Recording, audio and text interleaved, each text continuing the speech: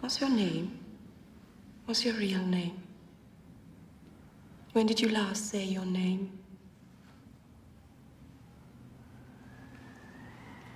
Never. Then tell me. I was a kid. What happened?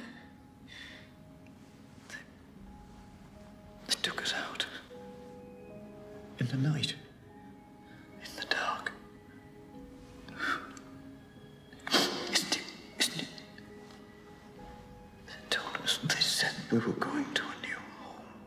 Who did? Who said? The staff. A care home? They drove us away for miles and miles. They were there.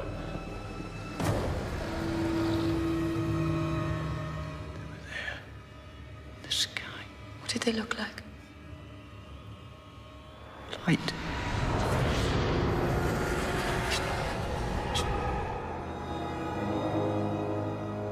Light. Took them. Took who? My friends. But not you. I ran. There was something, there were people, there was...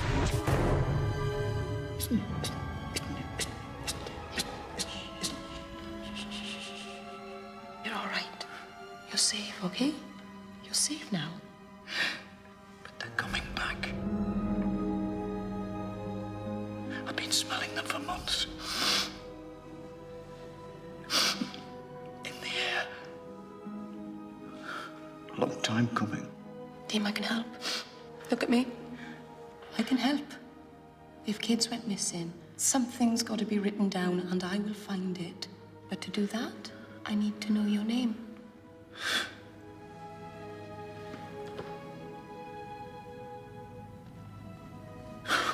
I was Clem. Clement MacDonald.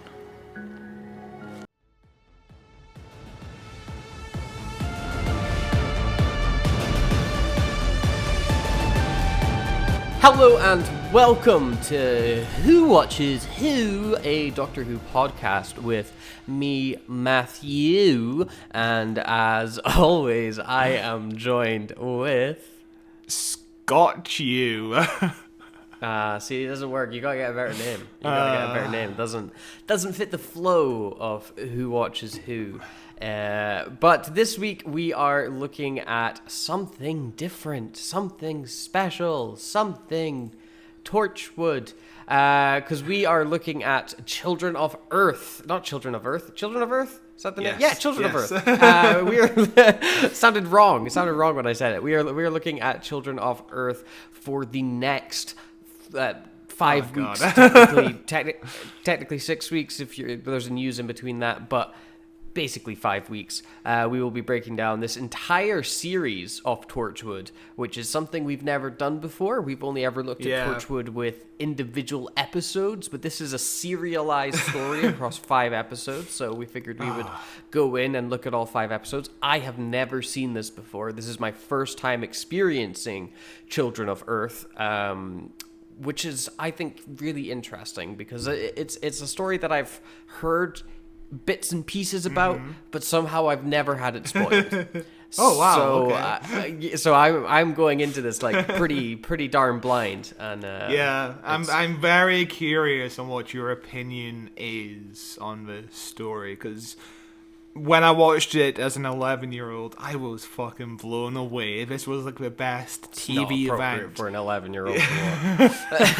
I mean, it's more appropriate for 11-year-olds to watch compared to like series 1 and 2, where it's just sex and swearing all the fucking time. Compared, like this is like PG-13 compared to that. Sure. Yeah. But no, I wasn't allowed to watch Torchwood as a kid. So, I just never saw it. And then by the time I was old enough to watch it, there were other things to watch. So I never got around to doing it. But we will be starting off this week by looking at Day 1, which is, of course, episode 1 of Children of Earth. They all have got very imaginative titles like that. Day 1, Day 2, all the way to Day 5. So this episode first aired on the 6th of July, 2009, which was a Monday, and a staggering 15 years and 23 days ago. And at this time, could you guess as to who was the president of the United States? Well, Bet you could. Really easy. Really easy. Mr. Barack Obama. You are correct. Obama. You are Obama. Obama. This is we've had Obama back to back recently. What was the last episode we covered? Yes, we covered Day of the Moon, which came out in 2011. So yes, that was Obama as well. And Gordon Brown was, of course, the Prime Minister, back leading the last Labour government before this current one that we are currently in. Isn't that so lovely and sweet? Could you guess, I don't have too much else on this day for some strange reason, but could you guess as to what is the number 1 at the box office? I have both the UK and the US. They are different movies. They are both... I would say one is more of a blockbuster than the other one. One of them's got to be Harry Potter, right? Harry Potter and Half-Blood Prince. No? Nope. That is the end of July. That's July 19th. Fuck. This is the start of July. So what did they try to squeak out before Harry Potter hits cinemas? Squeak out. Is that a reference? Is it Alvin and the Chipmunks? The second one? No, it's not Alvin and the Chipmunks. I guess it could technically be a reference for the UK one, because it does have a squirrel-like creature G-Force? in it. No. Fucking Over the Hedge? Oh god, there's too many squirrel mascots. It's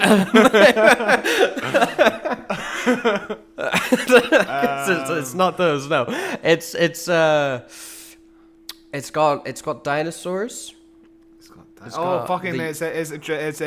Ice Age 3, Dawn of the Dinosaurs. Yeah, it is Ice Age 3, okay. Dawn of the Dinosaurs. Famously, the last Ice Age movie I ever watched. I didn't watch any other ones after this. I don't know the plots of any other ones after this. I remember, even as a kid, thinking this one was kind of shit. Yep, same. And my mum weirdly dragged me to see the 4th one, because... because it came out around her birthday, and there was nothing else on that we could agree on, and I'm like, I guess I'll go see this with you. I guess I'll go pay tickets for the both of us, since it is your birthday. I guess I'll pay for it. I didn't have a job then, but I did pay for it, so that was neat. Pay for it with her card. I think I did have a paper round, but I wasn't earning enough to go to a cinema for 2 people. Yeah, but I don't really remember much about the Dawn of the Dinosaurs, other than I thought it was strange that, as a kid, I thought it was strange that they were bringing dinosaurs into the plot. I was like, that doesn't feel like it fits. And aren't they like underground or something? Like they were like living away in a different world. Do you remember basically. how the first movie has humans who are never fucking seen again? Yeah, but it's not to be weird. fair, were they humans or were they weird alien freaks? Like, True. They had strange heads, maybe they were visitors from another world. But this movie Nice.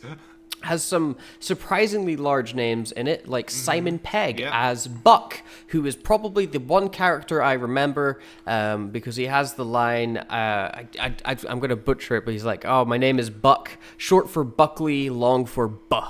And for whatever reason, that has just stuck with me for the past 15 years.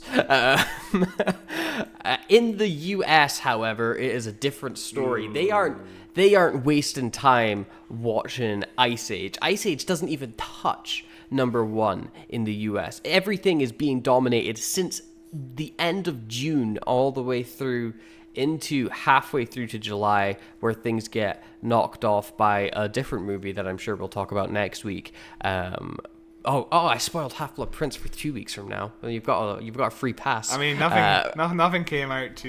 nothing Doctor Who related came out 2 weeks from now, so you're fine. Yeah, but could you guess what is winning in the US? It is a big blockbuster. It is part of a established franchise. And they're terrible. They're terrible. Fast and Furious? No. No. Not Fast and Furious. 2009. Fast and Furious was April. Okay. This is what 2009 we're talking about. What came out in 2009? Is it? It made $100 million in its opening weekend at the box office. It can't be X-Men Origins Wolverine. No. When did that No, movie come X-Men out? Origins Wolverine. That was May. Oh, for fuck's sake! 2009 is a bad year for cinema. It There's a lot of was. shit. And it's got to be Transformers because all these movies were affected by the writer's strike. Yes, That's why they're all shit. It was indeed Transformers Revenge of the Fallen, which Transformer Revenge of the Fallen's $959,000 midnight gross in IMAX broke the Dark Knight's record for the highest midnight gross in IMAX with a $62 million opening day, which broke the Order of the Phoenix's record. It also broke Prisoner of Azkaban's record for the highest weekend debut in June. Initial estimates had it tied with Ice Age Dawn of the Dinosaurs. However, Dawn of the Dinosaurs came in second with only 41 million, and The Devils Wear Prada came in third. So Transformers Revenge of the Fallen blowing away expectations, breaking records, and ruining cinema. It's good at least, but Michael Bay has gone on to do much better things with his life. You know, he's doing the Skibbity Toilet movie now. Which, that's a project that's never gonna. Are you sure? Yeah. Are you prepared to eat your hat? No, I'm not. I'm not prepared to eat my hat. I'm prepared to watch the Skibbity Toilet movie when it comes to cinemas, but I do not think that day is ever going to come because these projects take too long to develop into something, and by the time they have any sort of momentum, the meme is dead. You know, like, weren't they planning a meme movie like a few years ago, you know, based off like Rage comics? Like it's out of touch. They're just out of, by the time that the big Hollywood people have gotten a hold of something, anybody that has any interest in it is 10 years too old and doesn't care anymore. We'll see. I believe it's going to happen. I'm going to be there opening day. So will I. Yeah, I will watch it as well. Don't get me wrong. I'm gonna be Skibbity's number one toilet. But I'm gonna cosplay at the cinema. You know, I'm gonna bring a real toilet with me that I found in the gutter. You know, I'm just gonna roleplay. You know, that's yeah. What is the guy called? What is the main character called? Skibbity, I guess. I genuinely do not know. I have only watched one episode of Skibbity Toilet, and that was the first ever episode of Skibbity Toilet. I've seen like 10 of them, just skipping around, and they go weird places. You know, it's I know it's about a big war. About a big war. Yeah. It's about a big war between toilet people and cameras. The guy from Half-Life, and the guy from Half-Life is there. So yeah, that's interesting. But yeah, Transformers Revenge of the Fallen, terrible movie. I would much rather have been at home watching Torchwood, Children of Earth. But of course I was 9 years old, so I was not allowed. I was not allowed to do that. I wasn't even old enough to watch Transformers in the cinema, because I'm pretty sure that's a 12. It might be a 12A. I might be okay. If it was a 12A, I'd be okay. So this came out on my nan's birthday, I believe. She must have been about 65 on this day. And on Tuesday and Wednesday and Thursday, my mum and I were going to go visit her for like a week, you know, for a couple of days. And so my mum and I, watched episode 1. And she's like, oh, I don't know if we're going to watch episode 2 tomorrow. It's kind of awkward watching this kind of content when Nan's right there, But by the end of this episode, my mum was fucking hooked. So by the time we get to Nan's house the next day, my mum's like, hey, do you mind going to bed at 9 o'clock? just please go to bed so my son and I can watch this very appropriate program. And she went to bed. Should have kept her up. Maybe she would have been a big fan. Maybe she would have fucking loved it. But yeah, I watched the whole thing this week with my mum, and we were fucking gripped. It was like it was probably like watching the mini series from like 1982. Like it was just amazing to watch it live, and you missed out. Yeah, but also I was a kid, so I also, like your Nan, would have been in my bed. At 9 o'clock. I was 9 years old, so yeah, probably. That's sad. Well, having a good night's sleep and being well rested is sad. All right. Well, I got good grades at school. That's all I'm saying. But yeah, are we jumping into Writer's Corner, or do you have more? Yeah, that's all I've got. You've really prepared today. That's all I've got for my thoroughly researched segment for on this day. So yeah, why don't you lead us into the Writer's Corner for Children of Earth, Day 1. Yeah, so of course, this is the first series of Torchwood without Chris Chibnall as the showrunner, which is kind of weird. It's always weird to remember that Chibnall was the showrunner for Torchwood. Yeah. It's so completely different to his run on Doctor Who. It's so weird. It is very different. But I guess like how much power as a showrunner do you have on a spin-off show? Like, surely he's still got like a what's the word I'm looking for here? A thing to follow, a brief. Like he's got like a brief from Russell T Davies of like, this is the idea of that we want. Can you make it come through? And he's like, yeah, okay, I can follow those and kind of add my own stuff to it, but famously keeping it within your idea. Famously, at the end of series 2, Chris Chibnall wanted to kill off the Yanto character, and Russell was like, "Hey, don't kill off Yanto. Kill off Owen and Toshiko instead. Kill them off." Yanto is worth 2 characters. Yanto is worth 2 other lives. But yeah, Chris Chibnall left after Series 2 to actually work on Law and Order UK, because Dick Wolf really, really wanted him to be the showrunner, I think, which is kind of weird. Dick Wolf sounds like a porn name. Dick Wolf has the best career in terms of like stuff he's produced. All the Law and Order spin-offs that have been going on for the last 35 years. He does all the Chicago Fire shows as well. It's insane how much episodes a year he produces. He must be rolling in the money. Yeah. Some people are just workaholics, and if you've called Dick Wolf, I mean, you've got to. So of course Russell T Davies decided to step in and showrun Series 3. I think it's the most obvious choice as showrunner, especially on this year, because he's not doing as many Doctor Who's. This is the year of the Doctor Who specials, which I remember being quite disappointed to hear, Torchwood's being cut. There's only 5 episodes of Torchwood this year instead of 13. There's only 4 specials of Doctor Who this year instead of 13 episodes.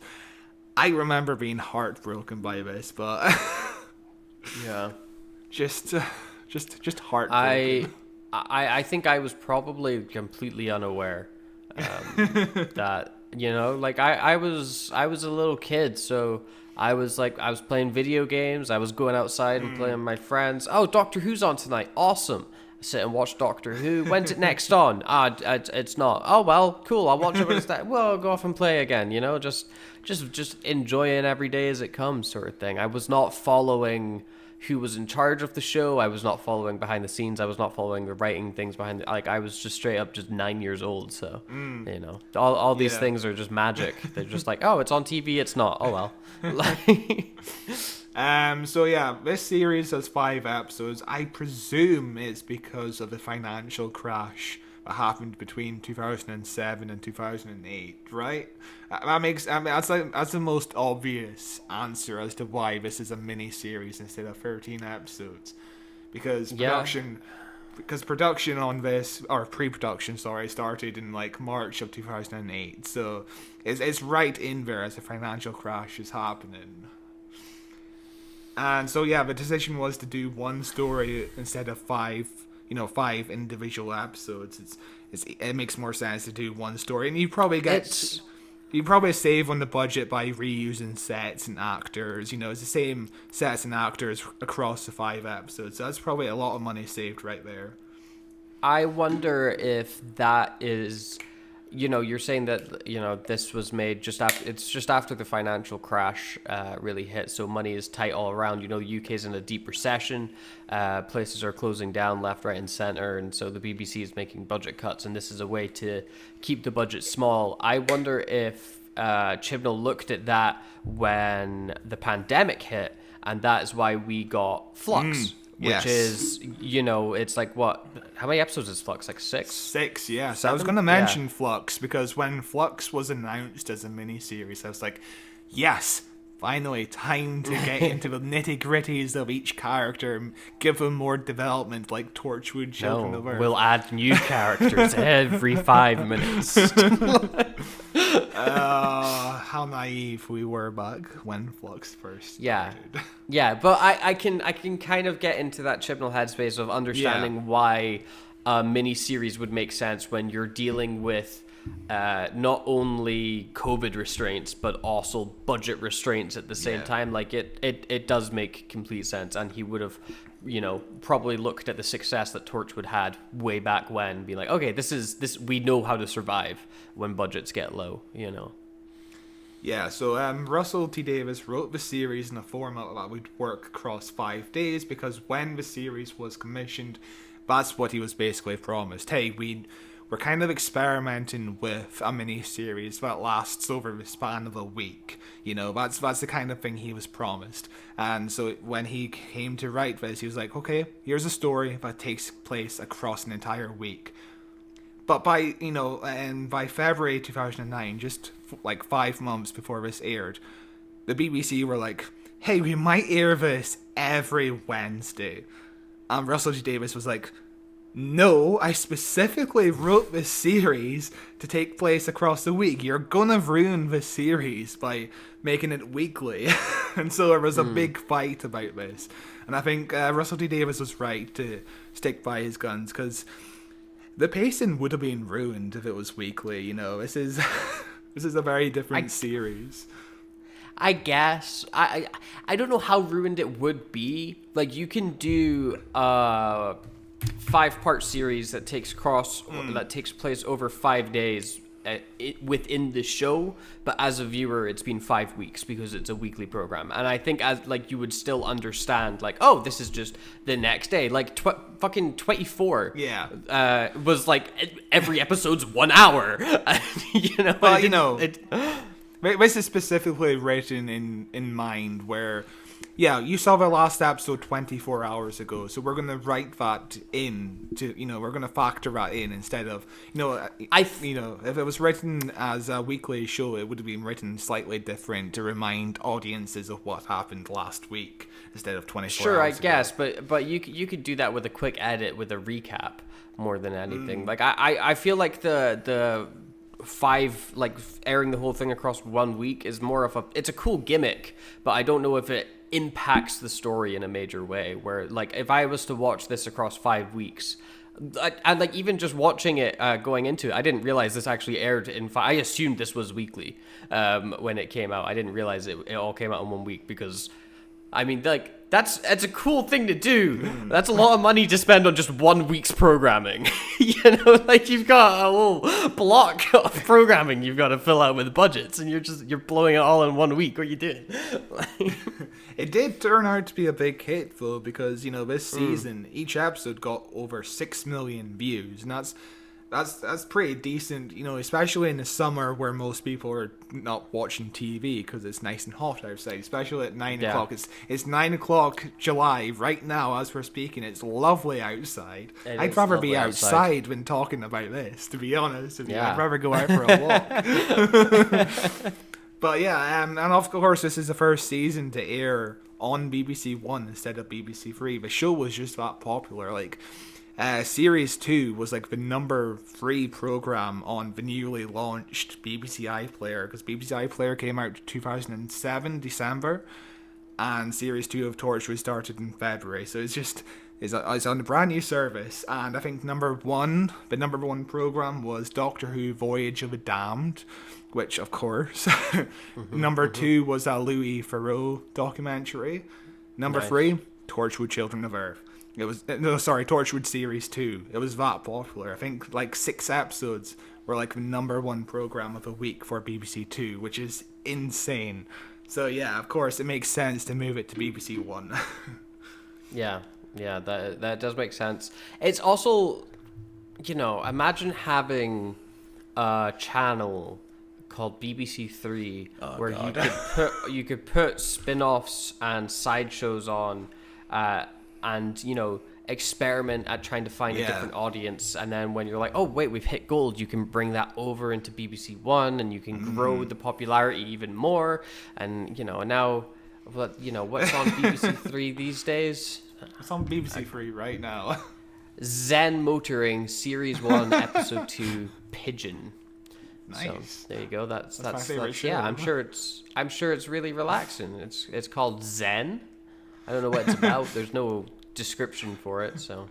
And then of course, right after that, we've got Stacey Dooley Sleeps Over, which is a show I've never heard of any of these shows apart from Top Gear. Stacey Dooley Sleeps Over, Series 3, Episode 3, which is what's coming on at 9 o'clock tonight. Stacey meets a mum of 3 who's been diagnosed with incurable stage 4 cancer. Wow. That's what I think of when I think of BBC Three. I don't think of shows like Torchwood, 2 pints of lager and a packet of crisps, Family Guy. I think of shows about people with cancer, right for the teenage demographic. Yeah, BBC Three is a weird channel, and they don't know what they're doing with it. So it's cool that it's there. It's pretty cool. But yeah. So I don't think I've ever actually actively watched BBC Three in my entire life. I was not the target audience for it as a kid. It was online only when I was a teenager, and so I didn't give a shit about it. And as an adult, it's still not marketed to me. So it just completely skipped me over, which I think is really funny. The only shows I ever watched on BBC Three, I've said this before, is Doctor Who, Torchwood, Family Guy, American Dad, and the occasional film they would air. That's all I watched on BBC Three. So yeah, I might have. Maybe I've caught an episode of Family Guy or something if I was like at a hotel or visiting a grandparent or something like that, and just channel surfing and be like, "Oh, Family Guy is on. I guess I'll watch this in the bed that has a TV in this bedroom. That's new." Wow, that's new. That's some life you lived as a kid. We didn't have a TV in the bedrooms when I was a kid. That's so sad. Because we only had one TV because we were poor. Sad. We were poor, So Scott, sad. and there was lots of us. I grew up with many siblings. Yeah, you are the real life Ronald Weasley. Yeah, I am. Yes. Especially with transphobia. Storylining for this series began on the 25th of March 2008.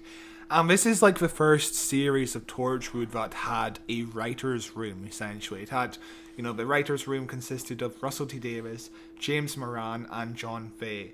And that's very unique for British television. British television does not do writer's room. Chibnall tried to do a writer's room for Series 11 of Doctor Who, but it never happened. So...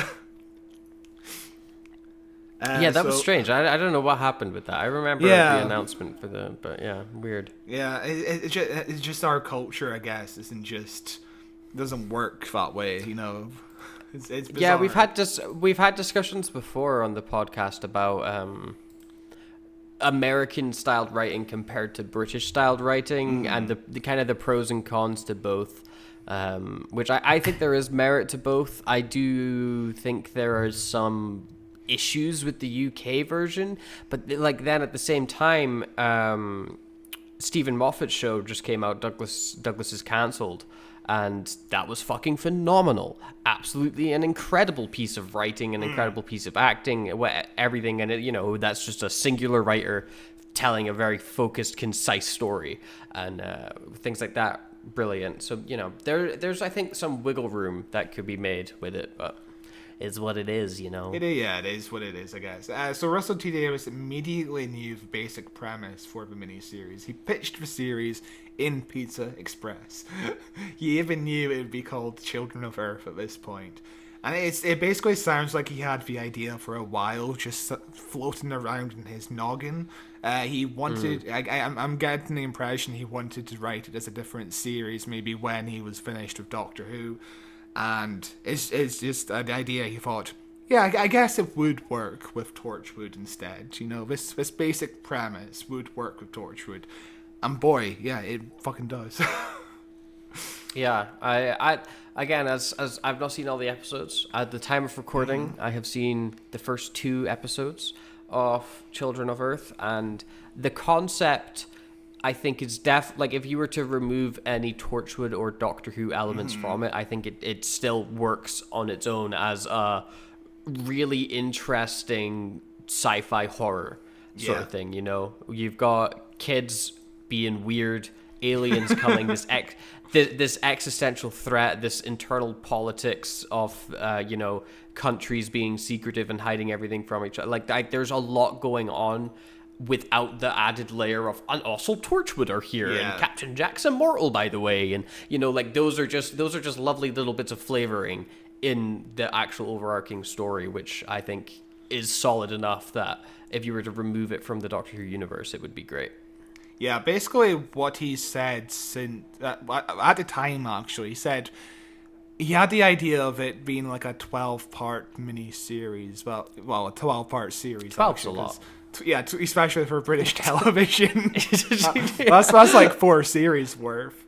And he was slightly disappointed that he actually accidentally kind of let it be a Torchwood thing instead of its own independent thing, because he's like, I had so many great ideas that it just wouldn't fit inside of a 5-part miniseries. I had all these ideas, and it just never came to being, and now I can't reuse that idea because, of course, everybody would point towards Torchwood and go, you fucking did that already, mate. Like, it sounds like a difficult conundrum, You want to do something original, instead you have to basically turn it into a Doctor Who story. It's kind of weird.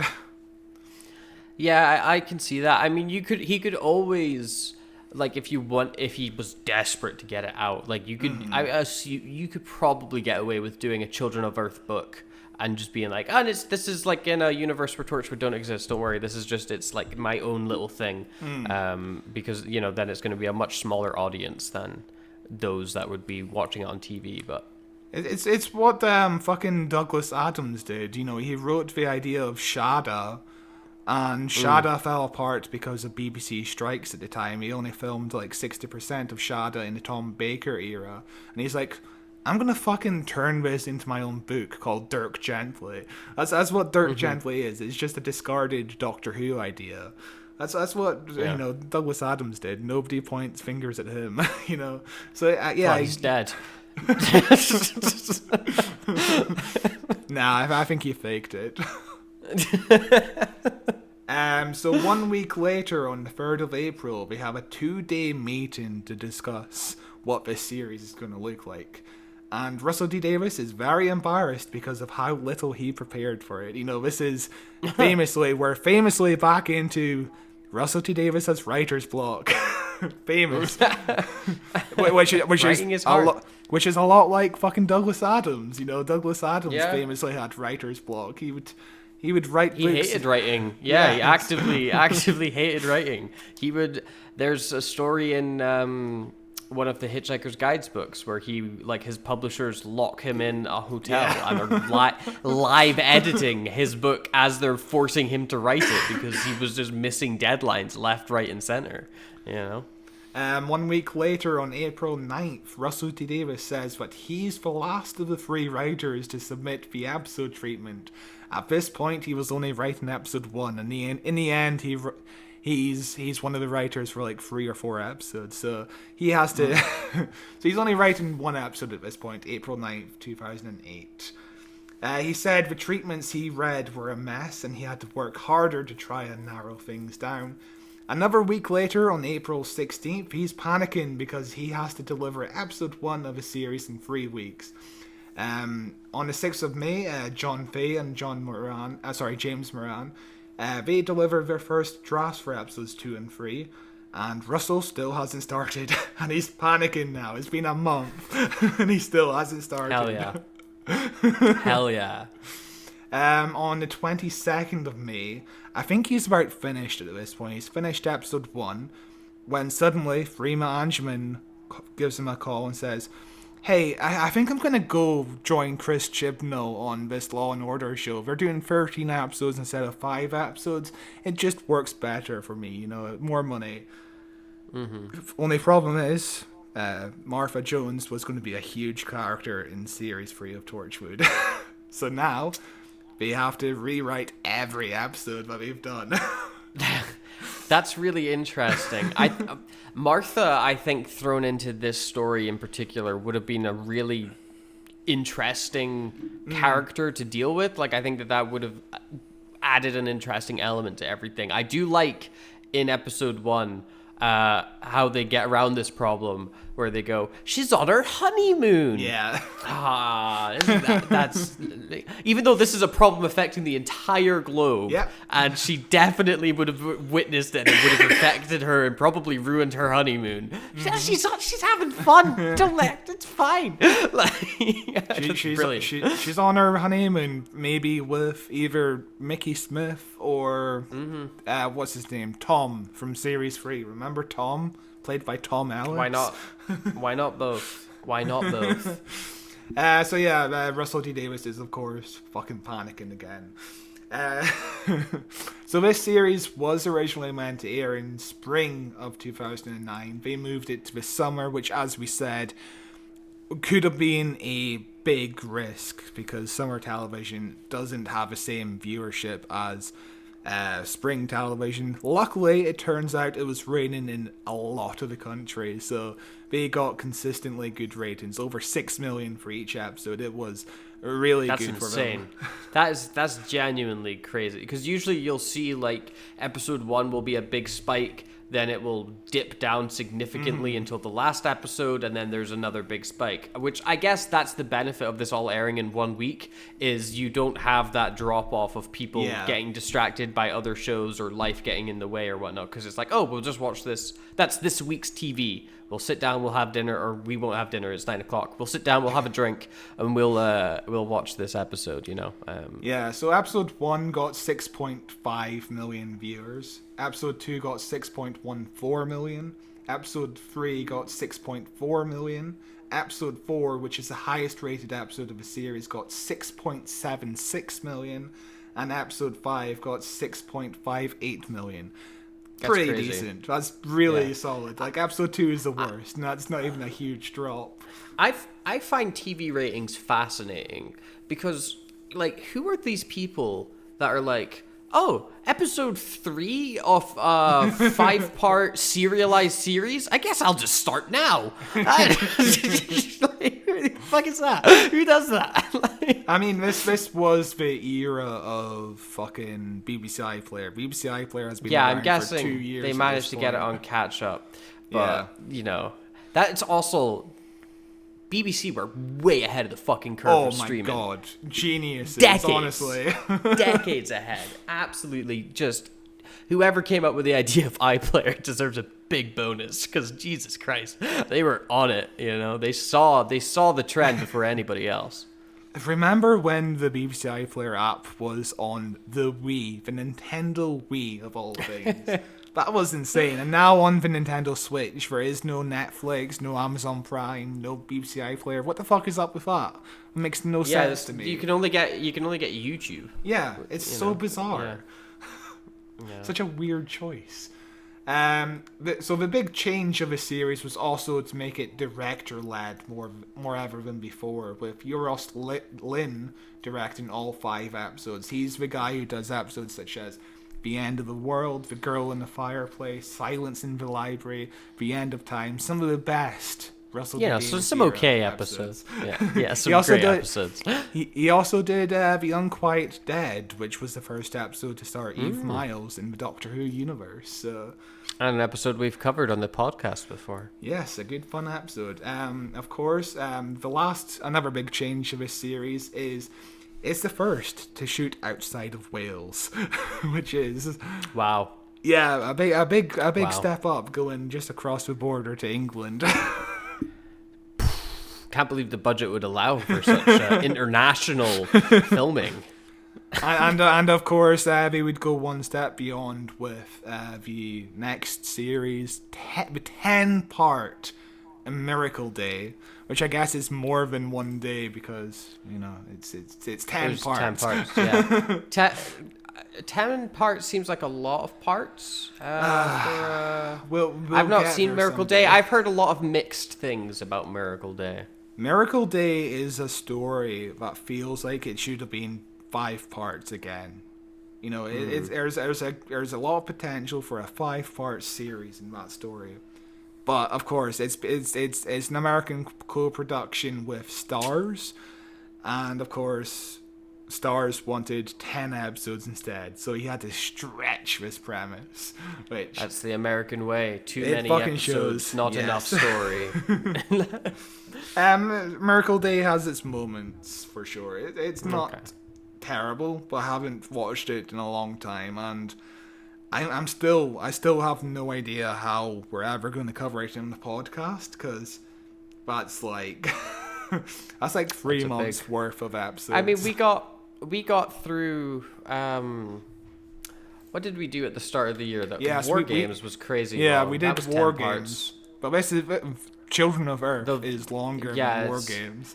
It's because it's hour-long episodes rather than 20-minute long episodes. So yeah, maybe it's if we ever set up a Patreon sort of deal, that would be where. I would like to do it as a monthly series on Patreon. I think that's maybe we could. This is like behind the scenes meeting stuff, but eventually we would release it free on the free feeds to give us 10 weeks off. Imagine that. Wow.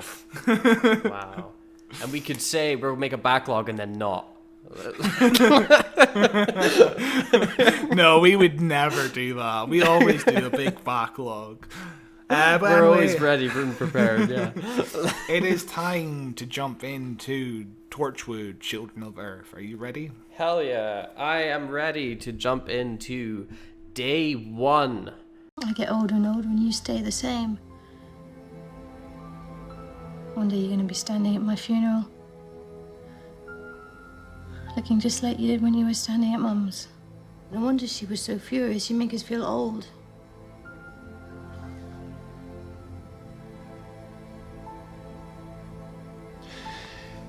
Actually, I found a gray hair. Oh, well, that is the end of the world. 1965 Scotland, and we open the episode. We are currently in Scotland, however, it is not 1965. Wow, way to fucking dox us. I'll dox you first, bitch. But we open to a school bus traveling along a countryside road late at night. I assume this is gonna be more of a reveal later on. Not entirely sure where these kids are going. Yep, Or why they're on the bus. We'll find out. We'll find out cool. all the details. Don't you worry. Okay, because there's a ton of kids all on a bus. They get off the bus, and God comes down as a giant white light and eats them all, except for one kid who's just kind of looking on, and he's like, "What the fuck? This is mental." And then we cut to the title credits. It's a genuinely, I think it's a really good way of opening the episode. It immediately establishes what's going on with the kids. Kids are vanishing. This is the first time it happened. Assume it's going to happen again in the modern day. This is, a creepy setup.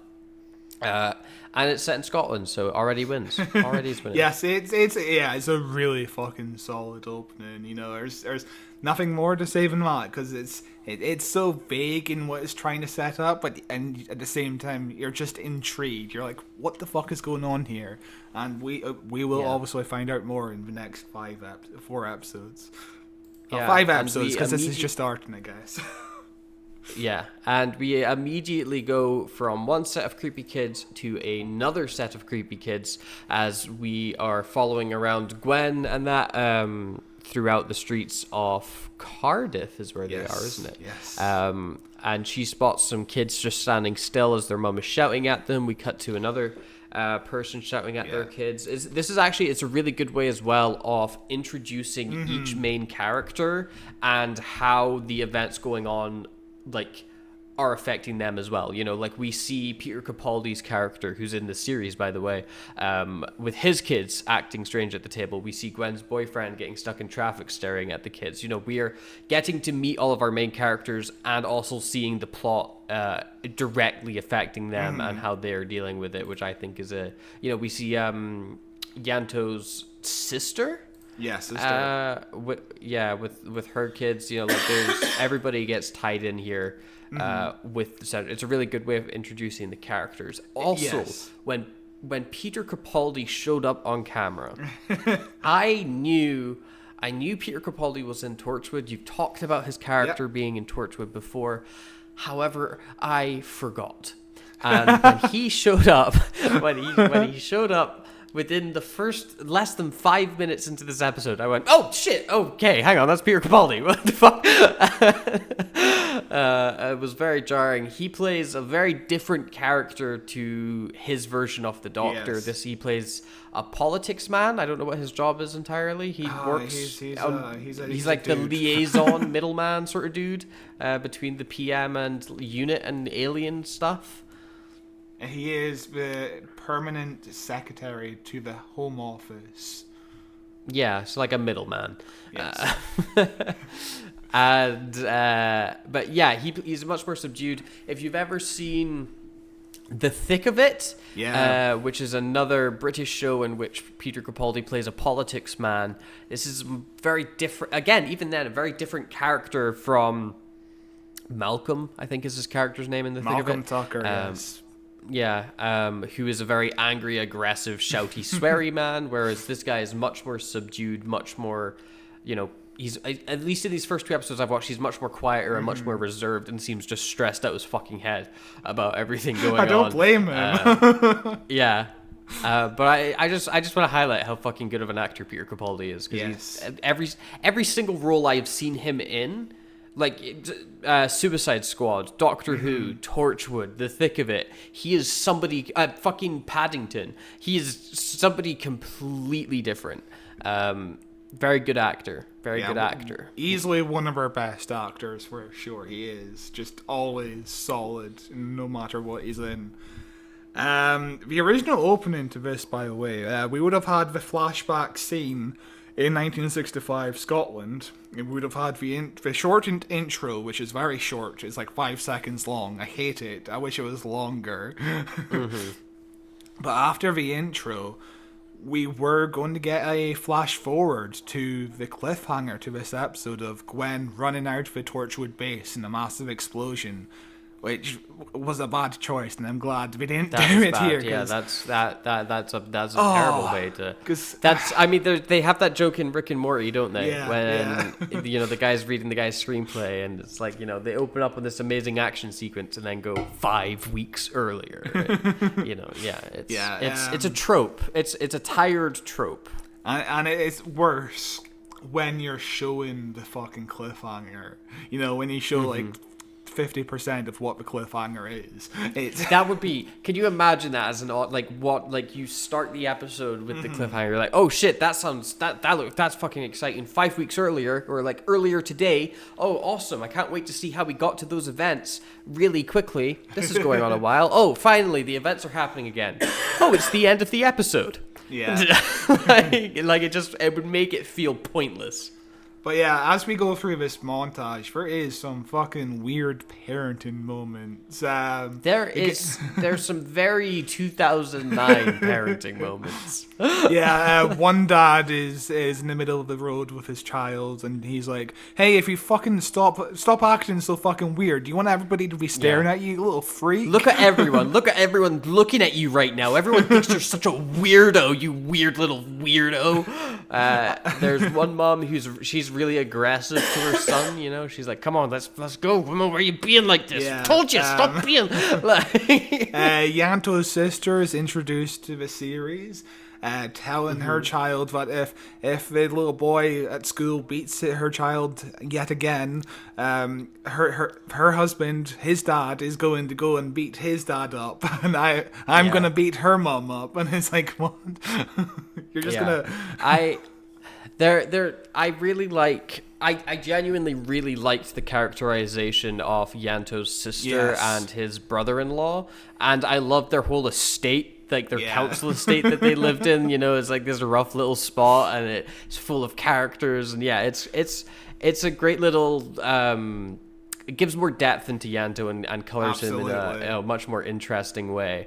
What I also liked about this opening scene is it reminded me so much of, like, have you ever been in public and there's a kid and their parent is telling them off, and it's just the most awkward fucking thing to ever be. You'd be like, oh my god, I feel real bad for that kid right now. If the mom or the dad is just getting like right in there, like being like, you can't fucking do this again. I told you. And you're like, fucking Jesus Christ, dude. I work retail, and for like the last year or two, there's been this little boy who always comes into the store with his granddad, and when he first started coming in, he couldn't walk. He's in a pram or whatever, and he's always so talkative. He's like, "Oh, I want some chicky nuggies" and stuff like that. It was so adorable. But now he's entering the terrible twos, and now he's starting shouting. He's starting crying, and every day he comes in, and his granddad just yells at him. And I'm like, "Oh fuck, please." Jesus Christ.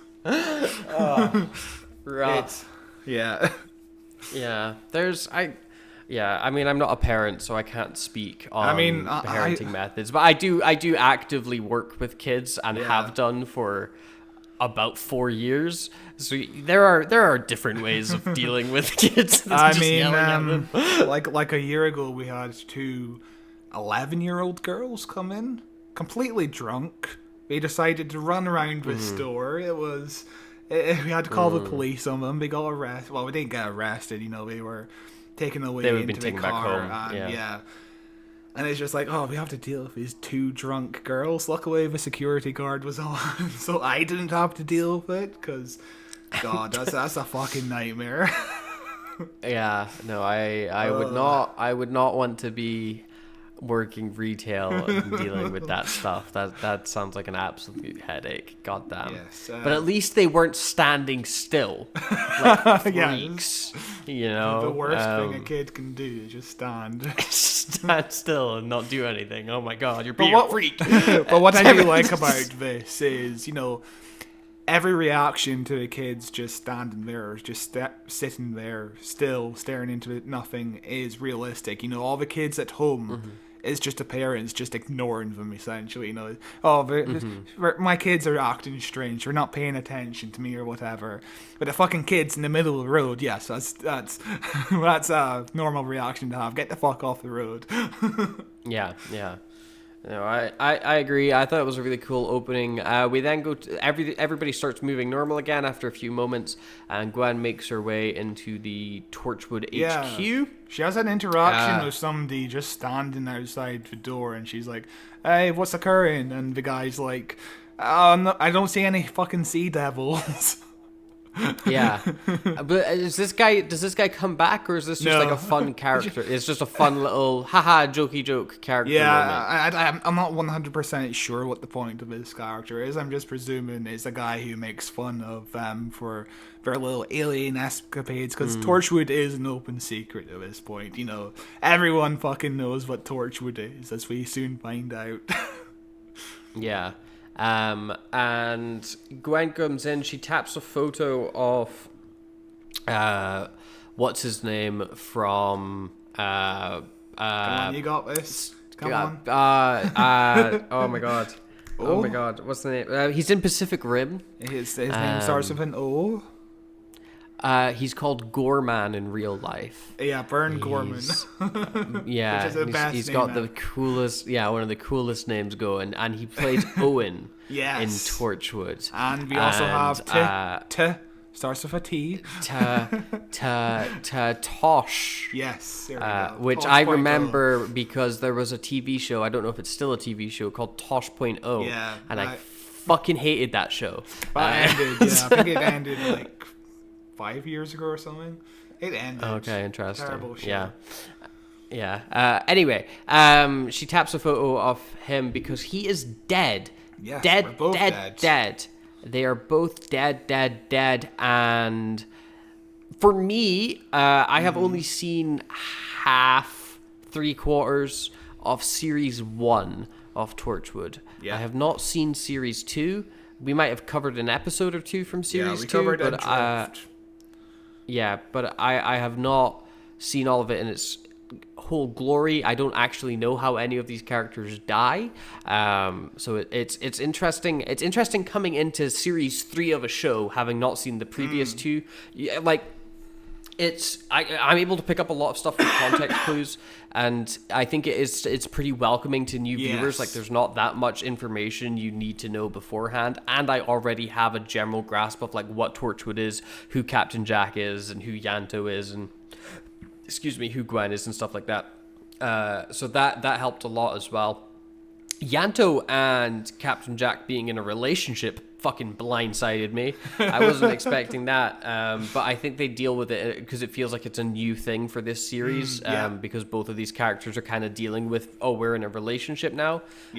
So all of the new ideas and all the things previous, coming into this not seeing it, I think it's still approachable. You can watch this as a standalone and it's fine.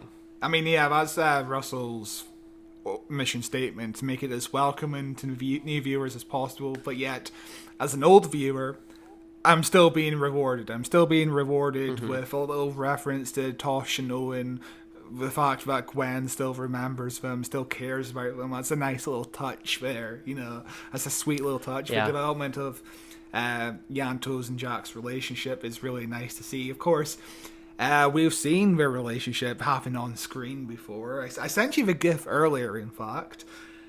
It's the episode Adrift, which we covered in towards the end of series 2, where Gwen comes into the Torchwood base and she finds... And they're boning, they're banging. Yes, yeah. they're both buck naked, just fucking everywhere. She makes a joke about that as well when she comes in the start of this episode. You two having any she's shenanigans in the dark, is what she says. Yeah, which I imagine coming to work and just being like, I could walk in on my coworker shagging right now. Like that's an active and real possibility. A toxic work environment is Torchwood. Right, but then again, it does have John Bowerman in it. So where's the surprise? We go to a hospital. Just to go back a little bit. Gwen goes towards the computer and searches children, which immediately puts her on a list. There's a lot of weird moments in this episode in particular where everyone's like, I need some kids right now. We're really desperate to find some kids. Everyone's running around Cardiff looking for kids.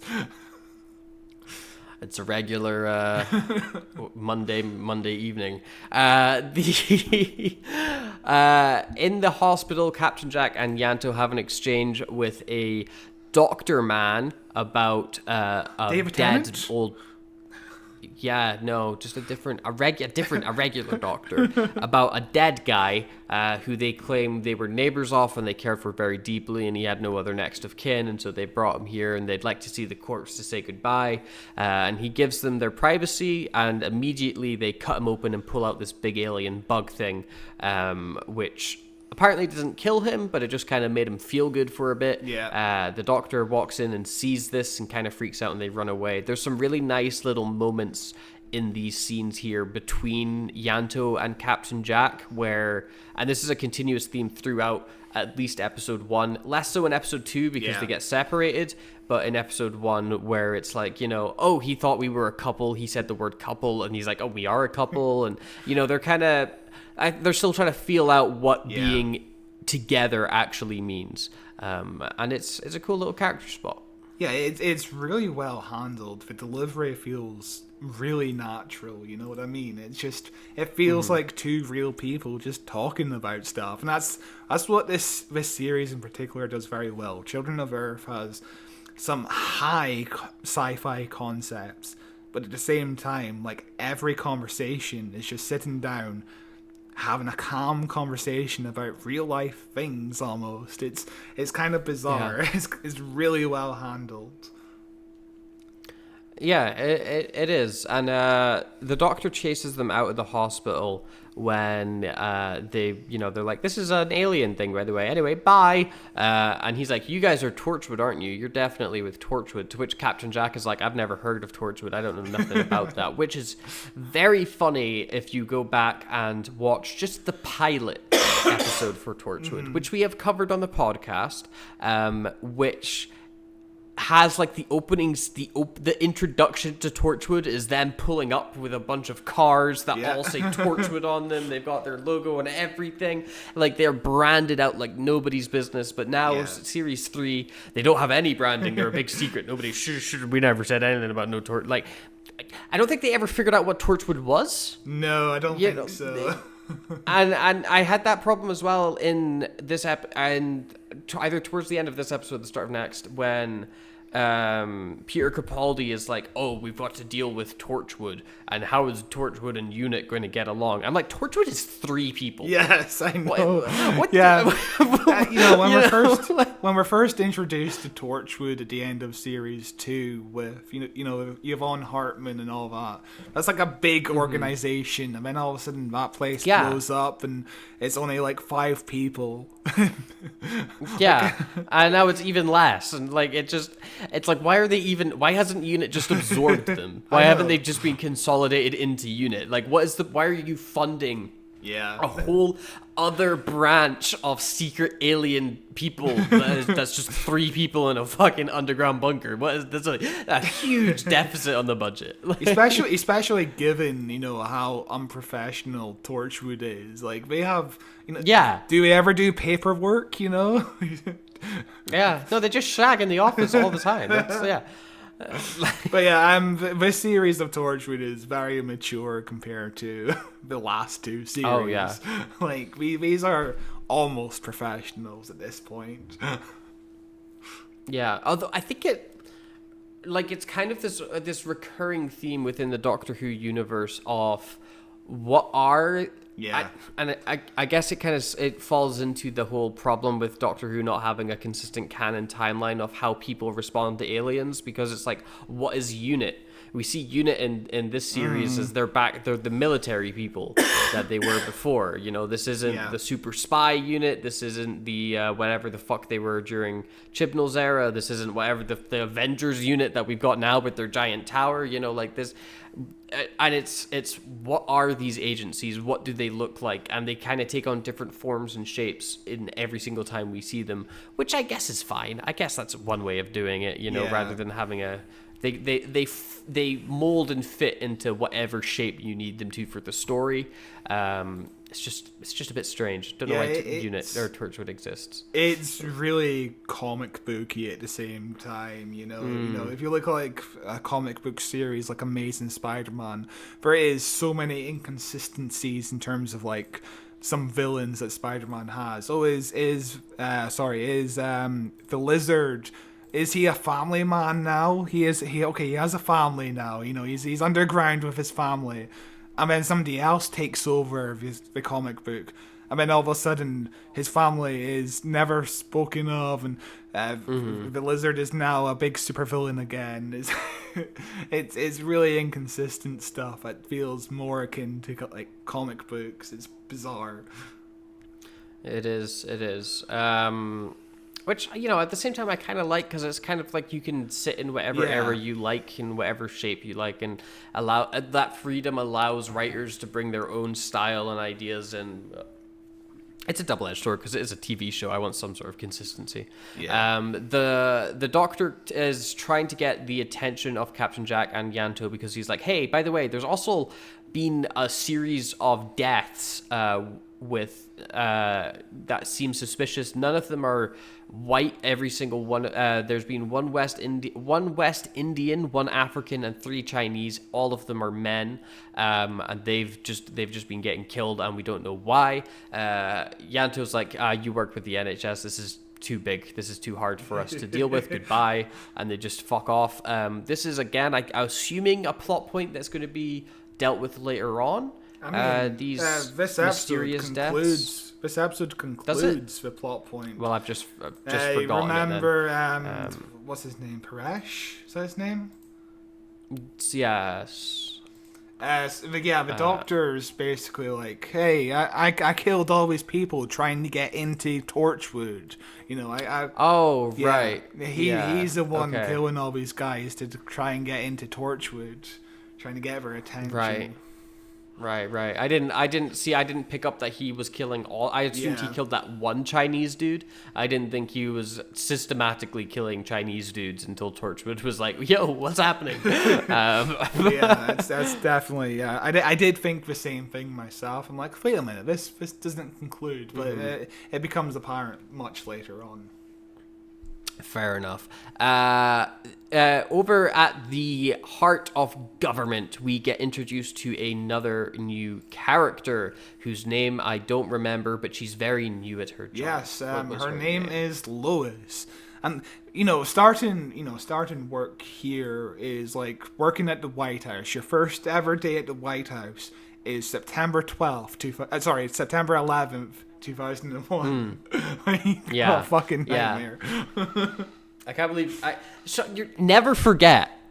What the fuck did you do? Oh, see, no, in my head, I'm thinking 9/11 happened on a Tuesday, so it would be weird for somebody to start the work week on a Tuesday rather than a Monday. And then in my head, I'm like, okay, do I account for it to be September 10th? And then I said September 12th by mistake. Leave me be. It's late. So I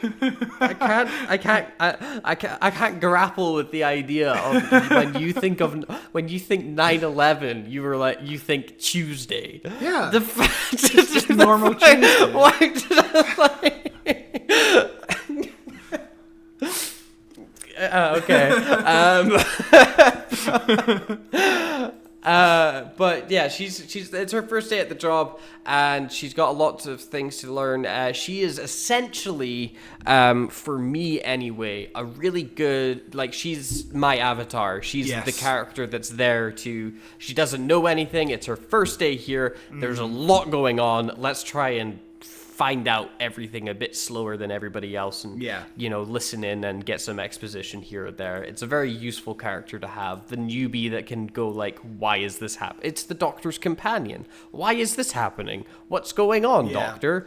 Tell me. So I'm not really sure what kind of role Martha was supposed to have in this series, but Russell T Davies says that this Lois character is the Martha replacement. I'm not exactly sure how that works. Maybe Martha was supposed to originally go undercover and work for Peter Capaldi in an undercover capacity, and then he decided, it makes more sense if she's like brand new to this universe. It makes more sense if she's just discovering this as well. For the, you know, we start to think the doctors, sorry, not the doctor, but the doctor we just met earlier on in this episode. We start to think that the Doctor is going to be the new audience surrogate character, because Gwen later on goes, "Oh, you're doing the same thing with him as you did with me," you know, that kind of thing. And we start to think, "Oh, this guy's the new guy," but Lois is the new guy. Peter Capaldi is having a meeting with the unit dude. And they're basically just chatting about, like, hey, things are getting weird with the kids, by the way. Maybe we should, keep an eye on what's going on. And this scene is cut really well with the stuff going on at Torchwood as well, because Gwen is chatting with Captain Jack and Yanto about it and being like, hey, there's this weird thing going on with the kids. And they're talking and discovering information as we're cutting between Capaldi and the unit guy getting the same information, and it's kind of like they're finishing each other's sentences, and it's a really nice bit of writing, a really nice bit of editing. It's a really dynamic way to deliver exposition without it just being a flat, like, 3-minute scene of two characters going, oh, well, this is happening because of X, Y, and Z, and I think that means that this and this and this and this. It keeps you more engaged as an audience member, you know. It also, you know, this is something this series does quite often, having these scenes where it intercuts between two different locations, two different sets of characters, you know. It happens quite often with this series, and it's really handled really well, and it just goes to show you, it helps imply that this is something the world is kind of concerned about, you know. This is something that's bigger than Torchwood. This is the biggest thing Torchwood has ever faced. This is a worldwide event, and other people are interested in what's going on as well. It's selling. It's a big concept, and it's shot with two people, with like two sets of people in two different rooms. It's really, you know, it's the cheapest thing to film in the world, but yet it feels like it has a much bigger scale because of this. It feels like it's on a much bigger scale, and it works really well. what I really like about this so far, and I think is the benefit of it being 5 episodes and being constricted and having to make sure that they're utilizing as much story as possible in these episodes, is we are 10 minutes in and we have got plot, we have got characters, we have got stakes immediately. There is no waiting around, there is no slow setup. It is just boom, we're in, kids are being fucking weird, go, you know. And it immediately, you know, the stakes and the setup for this huge story, and I think it's delivered extremely well, and hooks you in. It's a really good hook. I just punched my microphone. It's a really good hook. Yeah, we're like 15 minutes, and all that's really happened plot-wise is kids stood around and just stared off. Kids stood still for a second, That's all that's happened, but yet the way it's delivered, it's like the most compelling shit you've ever seen. You're on the edge of your seat, wondering what the fuck is going to happen next. You're just on the edge of your seat. Yeah. The next scene has the doctor guy, whose name I'm going to have to remember at some point. I can't keep calling him the doctor. You did skip over the Martha Jones reference. She's on her honeymoon, we say. Well, I mentioned that before we started the episode. So I'm sorry. I need to go into this. So, you know, when they found out that Freema wasn't available to do the entire show, they wrote a cameo scene instead for her, and in this cameo scene, they basically convey the information. Martha gives Jack some vague information about this guy in America who's doing experiments on kids to try and figure out what the fuck is going on. But because it's a worldwide issue, UNIT is in charge, and Martha has to keep information confidential from UNIT. So they basically have a more of a casual conversation at this point. She tells Jack that he better come for her and Tom's wedding. So yeah, that's basically all the information this scene would convey, which is interesting. But she says, come to my wedding with Tom and not Mickey. Could you imagine? I wonder what the end of time, what her cameo would look like if that scene was kept in. I really dislike almost every single choice that they make with Martha as It's a character. terrible, yeah. Yeah, like, she deserves so much better than what she is given at every single... Even, like, her relationship with the Doctor. Yeah. The Doctor is so dismissive of Martha, so dismissive of her. He actively is like, well, time to go home, like, multiple episodes. And, they fumble Martha quite hard constantly. We spoke about it just a few days ago on the news podcast. You can listen to that, because... I guess it's kind of almost out of date now. But we spoke about it, Martha... No, it's not, because we recorded that after the cast was announced, so we knew Martha. It's not out of date. It's very relevant. But yeah, at the end of series 3, Martha leaves the Doctor and is like, hey, I'm just gonna live my life independently from you now. I just need some independence. And then the next time we see her is in Torchwood series 2, where she's like, yeah, I'm a soldier with unit now. The Doctor just recommended me, and I just took the job. And I was like, that's not you being independent. That's just you following the Doctor yet again, Mm-hmm. And then, we see her in Torchwood series 2. We see her in Doctor Who series 4. She was obviously supposed to be in this. That fell through. She was supposed to be in Sarah Jane Adventures in the same year. That fell through. Instead, the Brigadier replaces her. And then, of course, we see her at the end of Time, Part 2, where she's suddenly with Mickey Smith, despite having no interaction with him. They kind of... They might have met once or twice. Captain Jack leaves the TARDIS at the end of Journey's End, and Martha leaves with him, and then Mickey runs after them both. Which I thought was going to be... Originally, I thought it was going to be a setup for Torchwood Series 3, because Mickey Smith was also going to be in this series of Torchwood. My theory at the time, when we did the Journey's End episode, my theory was that they'd explore the relationship between Martha and Mickey in Torchwood's Children of Earth, but because, both actors fell through, the story arc never happened. But, I'm guessing now that was never the plan, because Mickey Smith was originally going to be in episode 4 and 5 of a series. So I don't know how that would have worked. It's bizarre. It is bizarre, sorry, Bjorn. It's very strange that, not to get into a Martha rant, that she ended up with Mickey, like the two of them having like almost no on-screen time together and no chemistry. To throw those two actors to be like, you're together now, I guess. And they share. I guess they share one thing in common. They're really cool guys. But, it's like that episode of Family Guy. It's a Simpsons crossover, and they're talking about all the characters who are similar to each other, like Kent Brockman and Tom Tucker, the two news anchors, and they cut to Carl and Cleveland, the two black guys. And I think Cleveland's like, well, you know why they put us together? We're both really cool.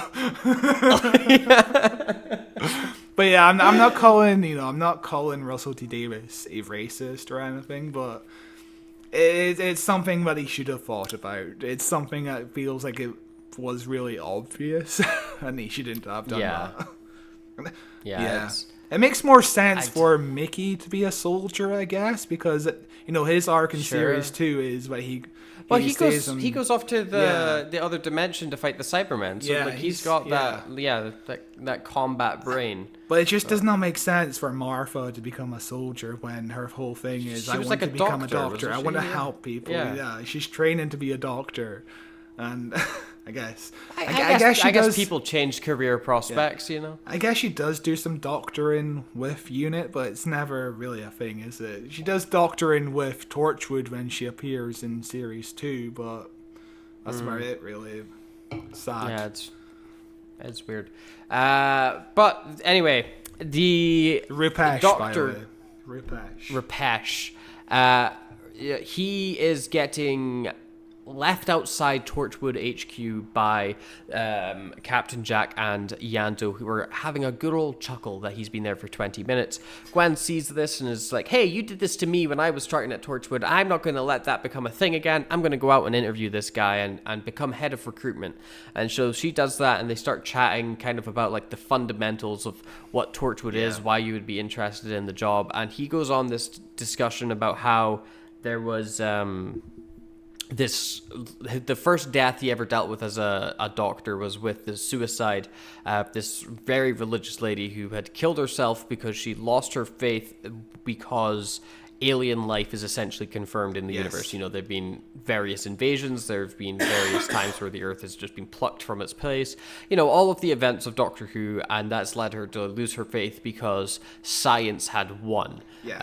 Which, I could go into a very long rant about how that is a fucked perspective to have on things, but whatever. But it also feels realistic. You know, some people would do that, I feel like. You know what's interesting? Yeah. And this is, if you want to stick on a tinfoil hat here, right? About if you want to stick on a tinfoil hat about disclosure and alien life and coming to Earth and things like that. Back, I think, 2009, maybe to about 2015, 2016, the discussion definitely was, if aliens exist, it disproves God.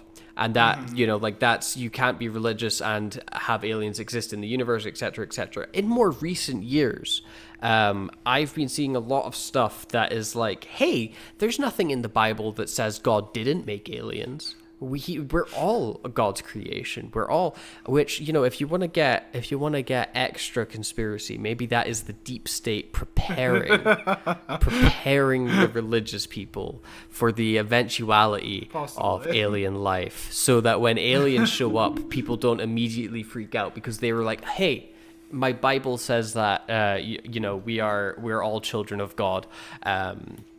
Rather than, oh my God, I'm going to kill myself now. This series does some good exploration of what it would be like, for a government to have to deal with alien invasions. Yes. What it would be like for them, I feel like it could have gone deeper. I think Russell T. Davies basically says, I was so rushed writing this that I didn't get the chance to explore themes in a deeper way. And of course, it's only 5 episodes. You can't. It's harder to deal with these deeper themes when you're dealing with, these children are just going insane. And also, to be fair, he was rushed because he actively didn't meet his deadlines. He was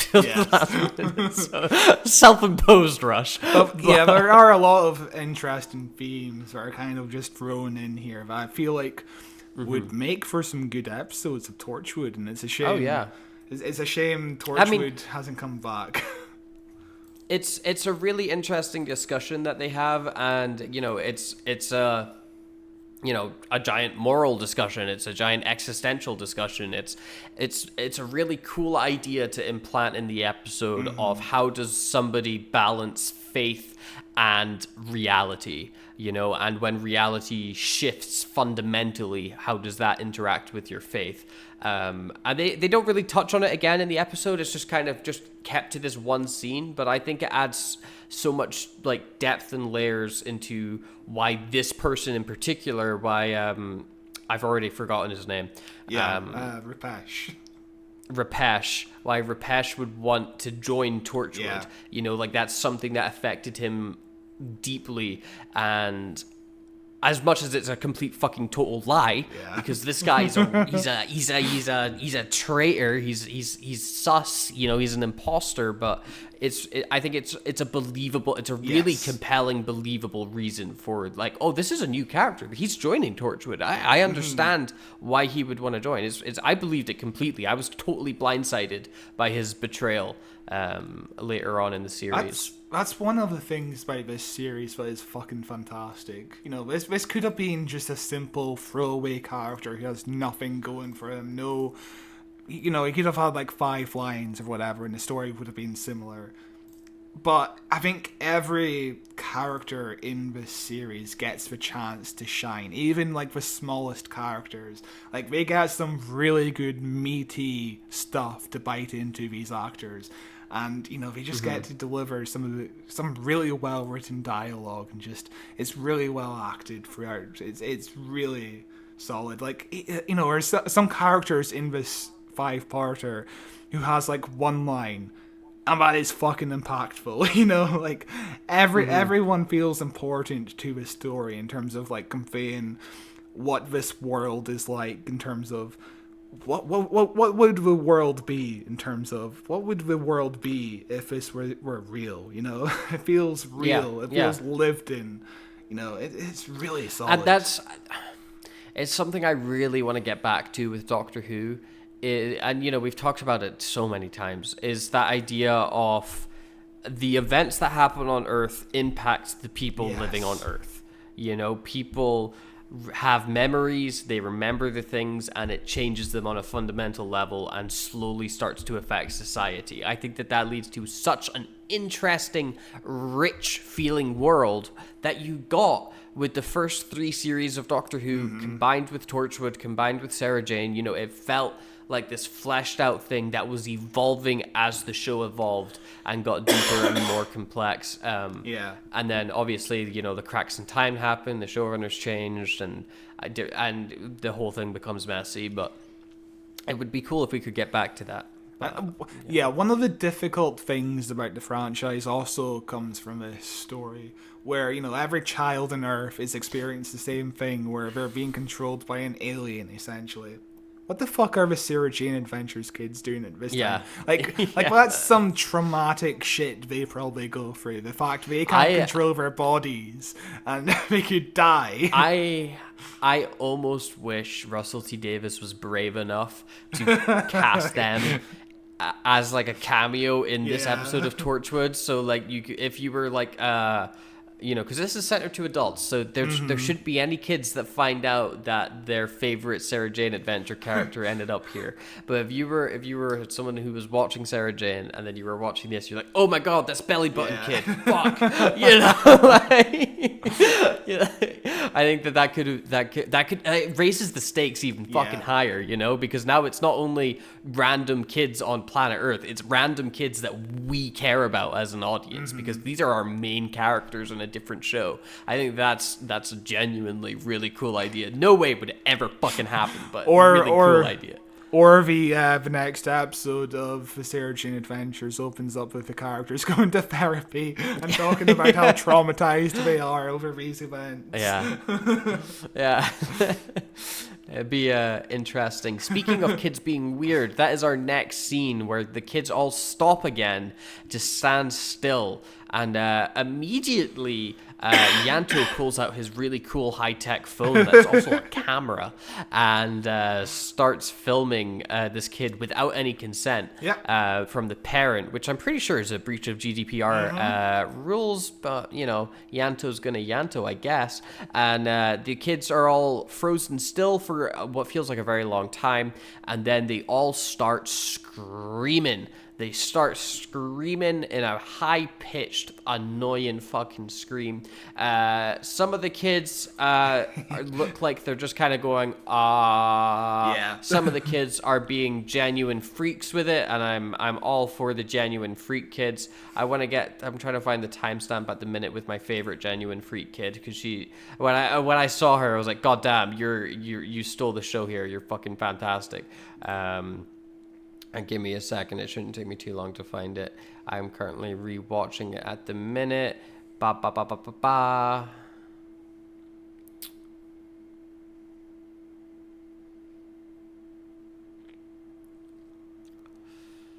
I don't know, maybe it happens way further back than I thought it happens. I love looking for timestamps. Of little children, yeah.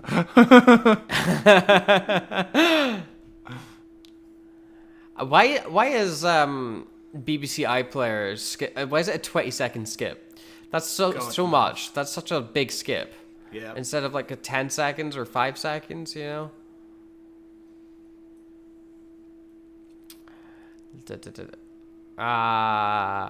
Everyone's screaming.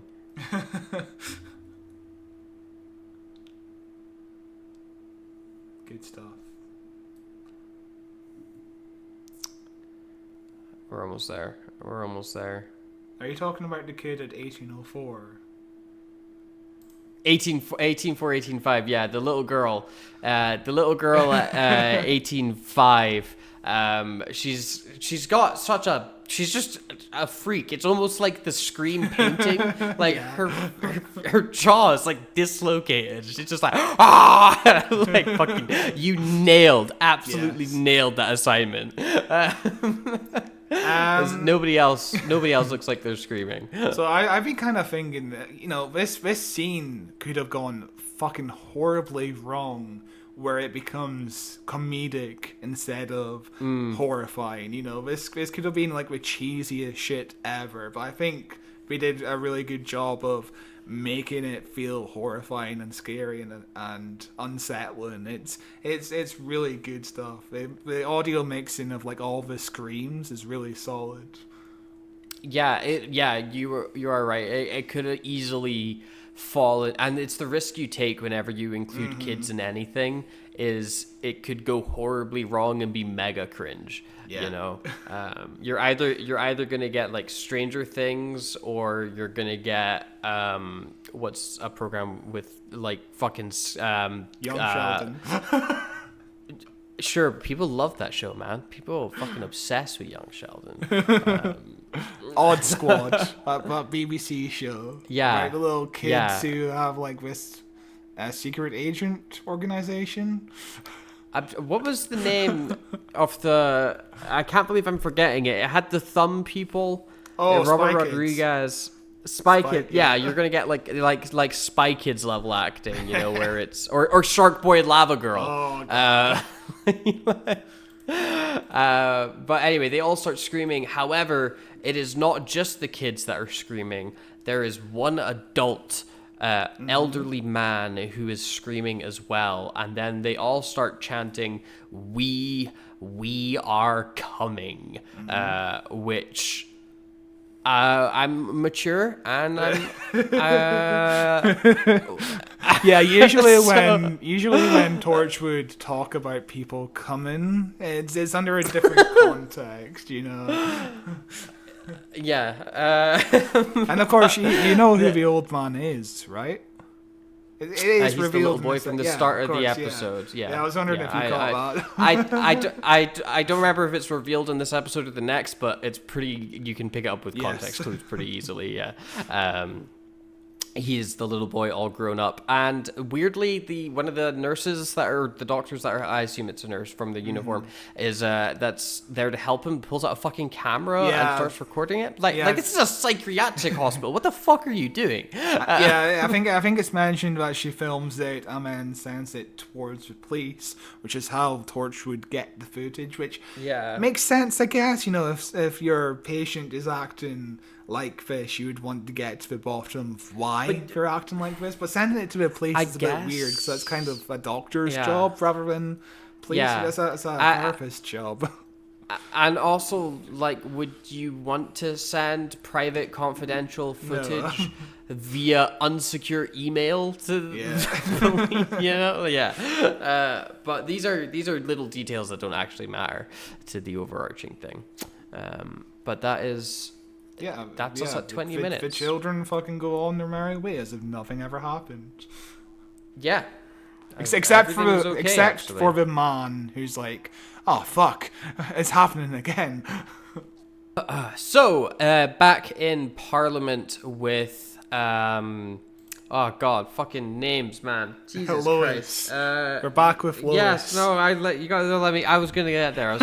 We're back with Lois in Parliament, and she is given the password and the account to log into her boss's security thing, which I feel should get her boss fired. Yes, because... but this definitely feels like a shortcut to get the character. Yeah. Give the character some information. It doesn't feel like it would happen in real life, but it goes by so quickly. Definitely. You don't just sit this there. This definitely happens in real life. This absolutely happens in real life. Oh yeah, new girl, secretary. Just here's the password. Here you can log in and look at very confidential information. There is absolutely, you're expecting too much competency from a high level government.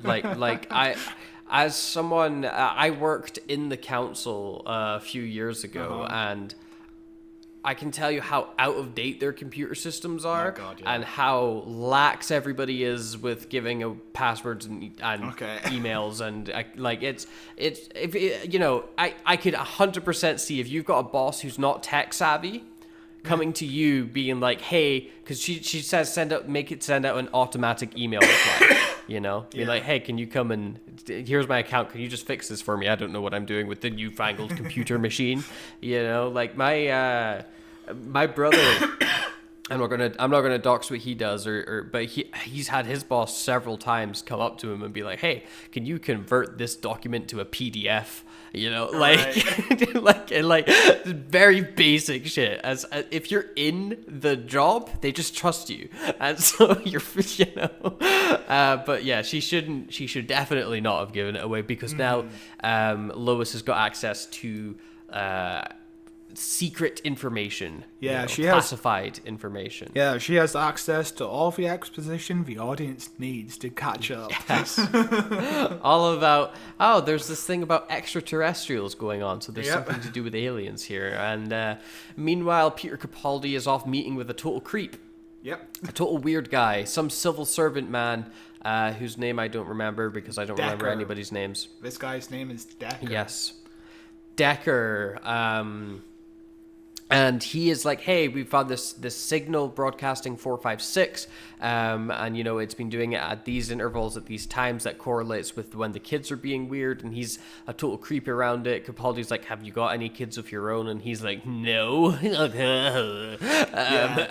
like, I'm too busy working. Turns out to be a godsend, and he just smirks at Peter Capaldi, who has kids, by the way, and that's just like the nastiest. Like, he knows Peter Capaldi has kids, and he's just like, haha, I wouldn't want to be in your shoes right now. Like, just the worst thing, just the worst person, just, oh god.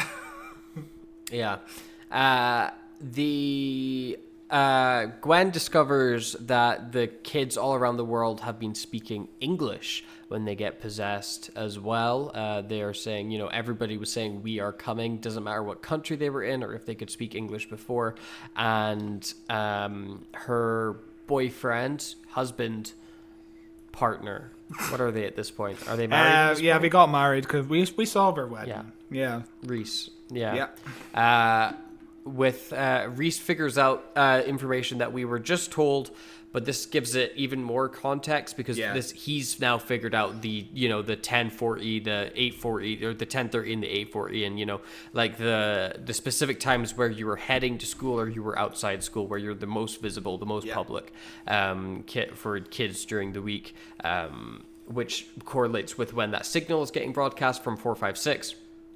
And it's cool that Reese is the one that figures that out. Yes, it's nice to see him doing stuff and being smart, Like, it's not the most important information in the world, but it's something that's important that could have been easily overlooked by any person. It's really smart in terms of what this character has figured out on his own without any access to government records and all that. It's really clever. And it gives something for Reese to do. He doesn't do much in this episode in particular. He just, he sits in the lorry and he yells at kids, and then he goes to this house, which is, I think the agency is called Frost Lynch, which I believe is a reference to the creators of Twin Peaks. It has to be a reference to that. Mark Frost and David Lynch. Or maybe it's a real life agency. I doubt it, but. Yeah, I could see it being a reference. We did slightly skip over people. We did slightly skip over the fact that Lois was just on a phone call with Captain Jack. Yes. So she's now in contact with Captain Jack in a very loose capacity. He's basically like, hey, I'm from Torchwood. And she's like, how do you spell Torchwood? How do you spell what? Yeah, Torch, T-P-R... And then Captain Jack, of course, spells out the only dirty part of that word. Wood. Yeah, wood. W-O-O-D. Yeah. I don't understand why she was confused. That is a really weird line of dialogue. Torchwood? How do you spell that?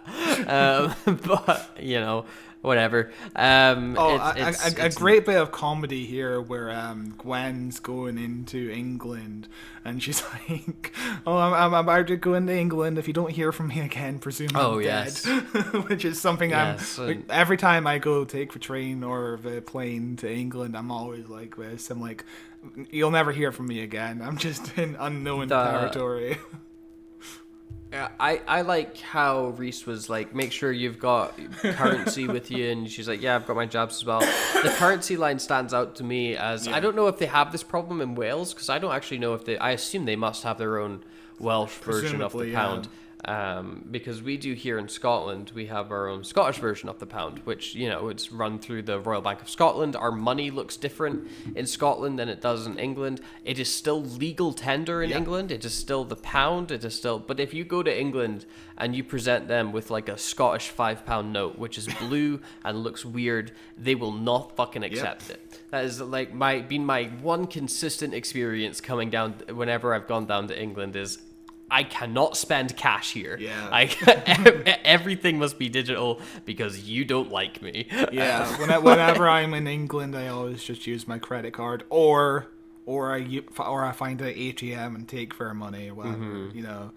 Their ugly, gross money. It's terrible. Everything about England is just terrible. If you're listening from England, feel ashamed. Feel bad. Feel bad for things that are outside of your control.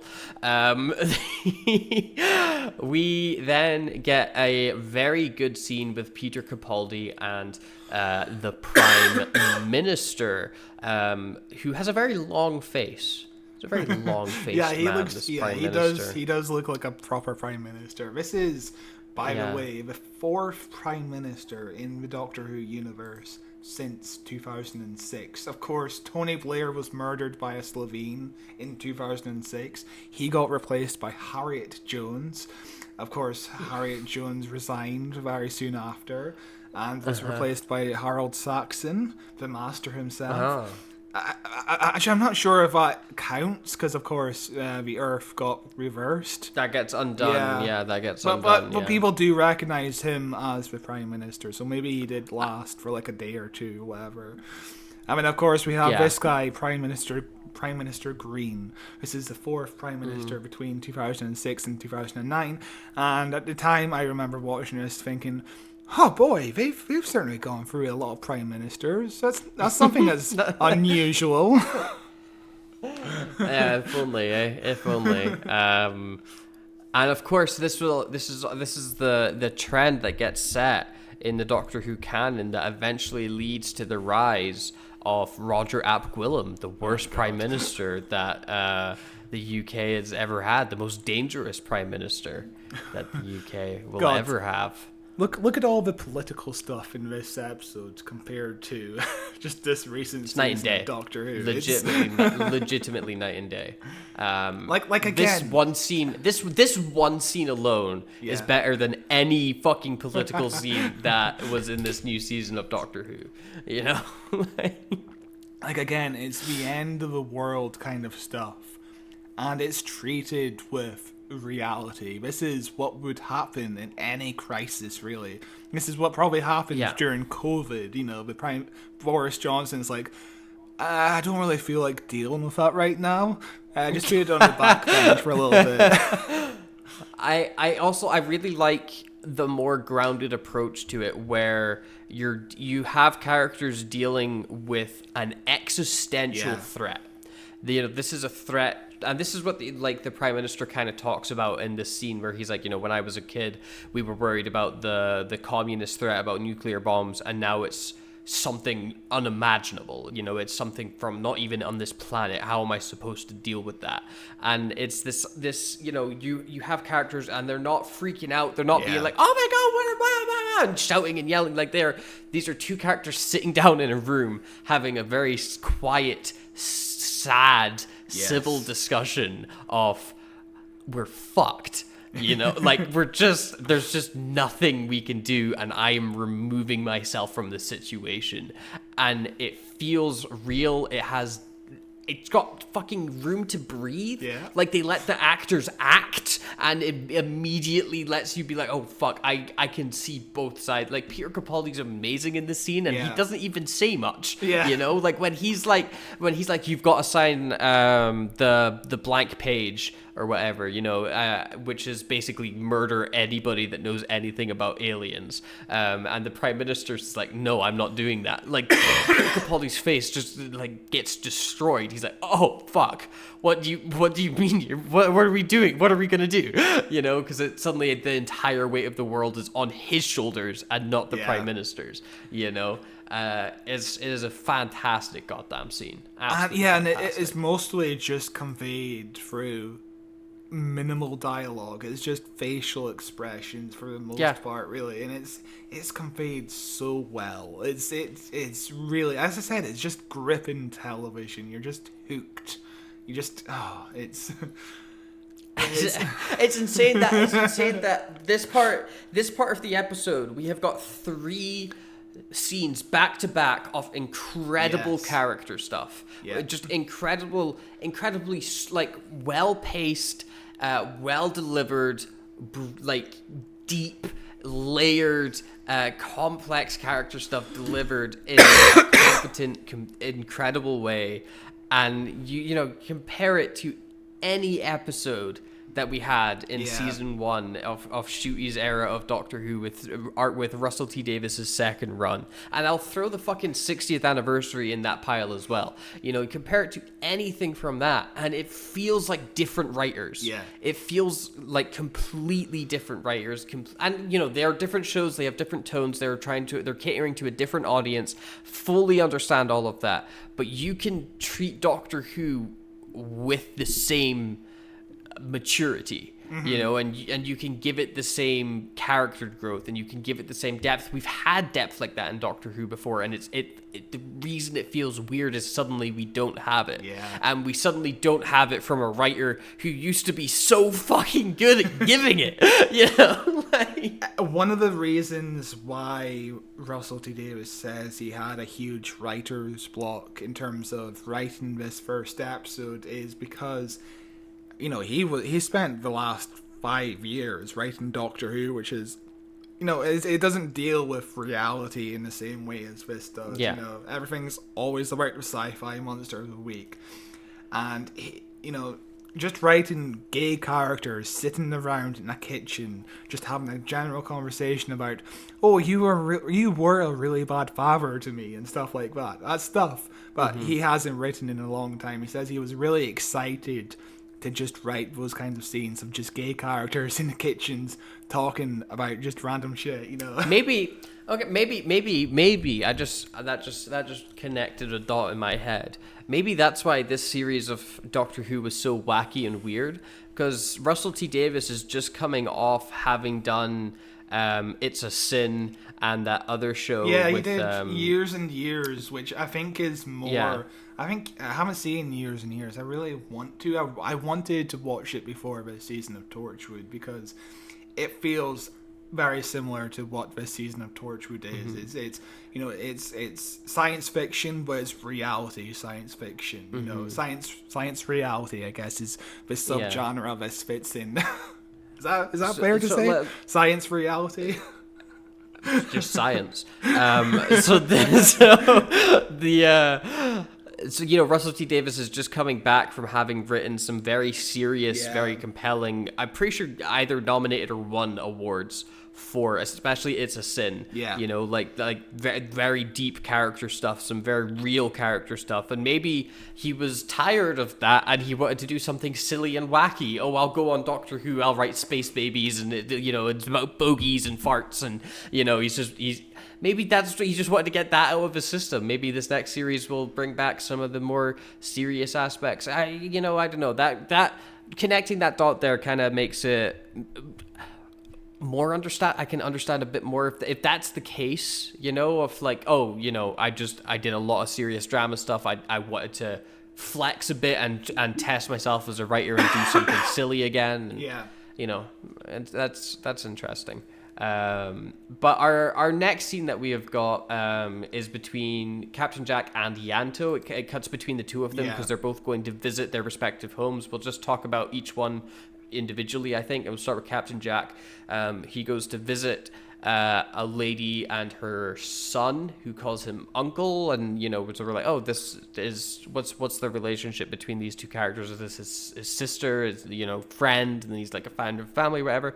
They start talking, and she's talking about her ex-husband, how he's getting married off with somebody else, and how he still calls their son every now and then for like birthdays and major like life events and things like that. And eventually things boil down to she calls Captain Jack dad, and there's this lovely little musical cue where the needle drops and you're like, oh shit, what the fuck?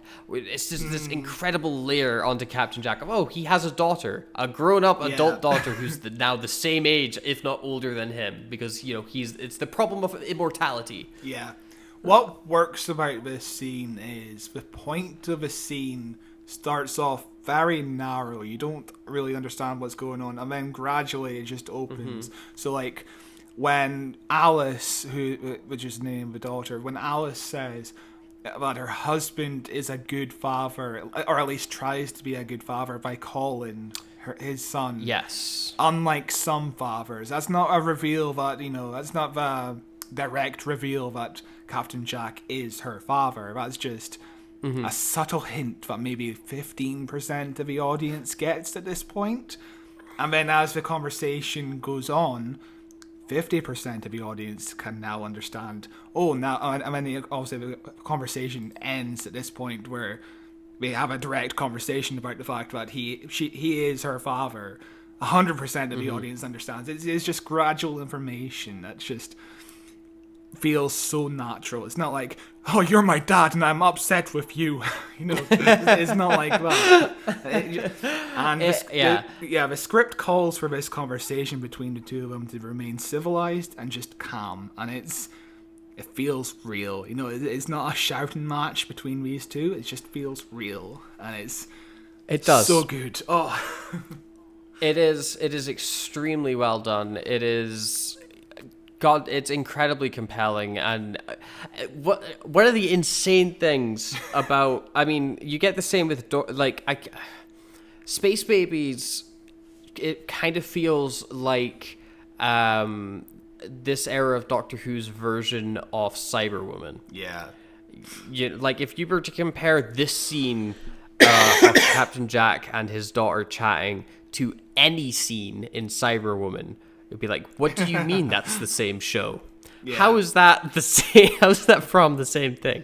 Because Cyberwoman is just insane. But yeah, I absolutely loved the scene. I thought it was incredible. It added a layer. Like, I didn't know this character, Captain Jack's daughter, whose name you literally just said, Alice. Yes.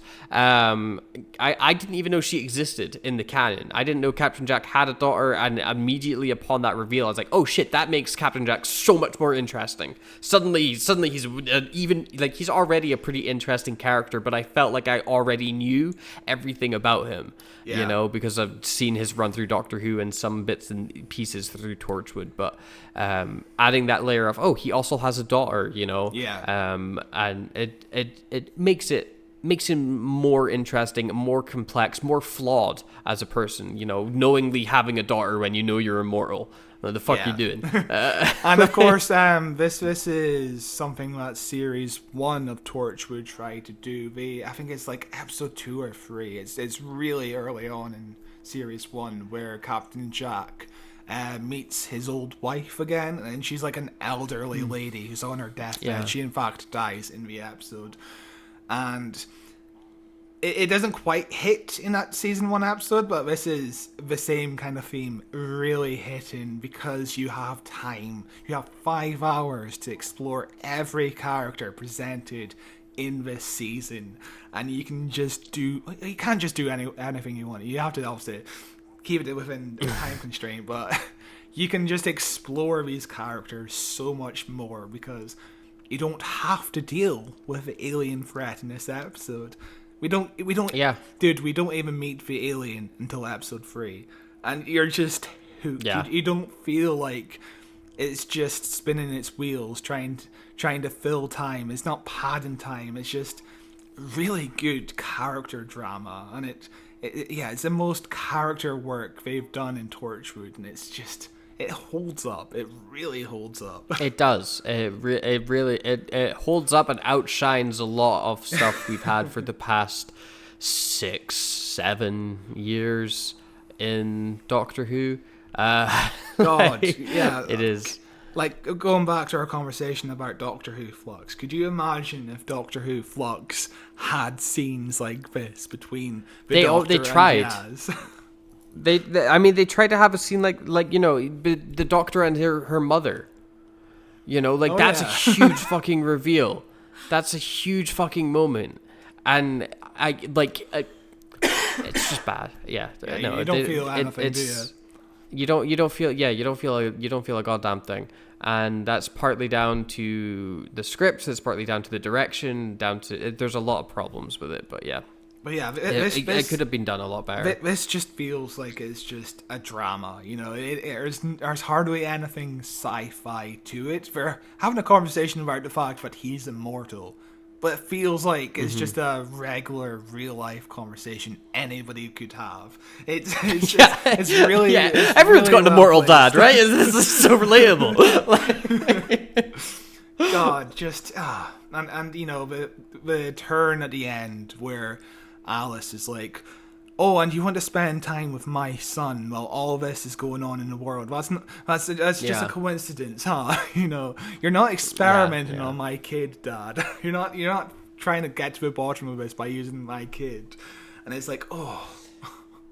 Like, you can also tell that Captain Jack really wants to be there for Alice and Stephen, his grandchild. But he has to respect the wishes of Alice, who finds Jack dangerous, and I think she's very, very accurate to think that he's dangerous. Yeah, absolutely.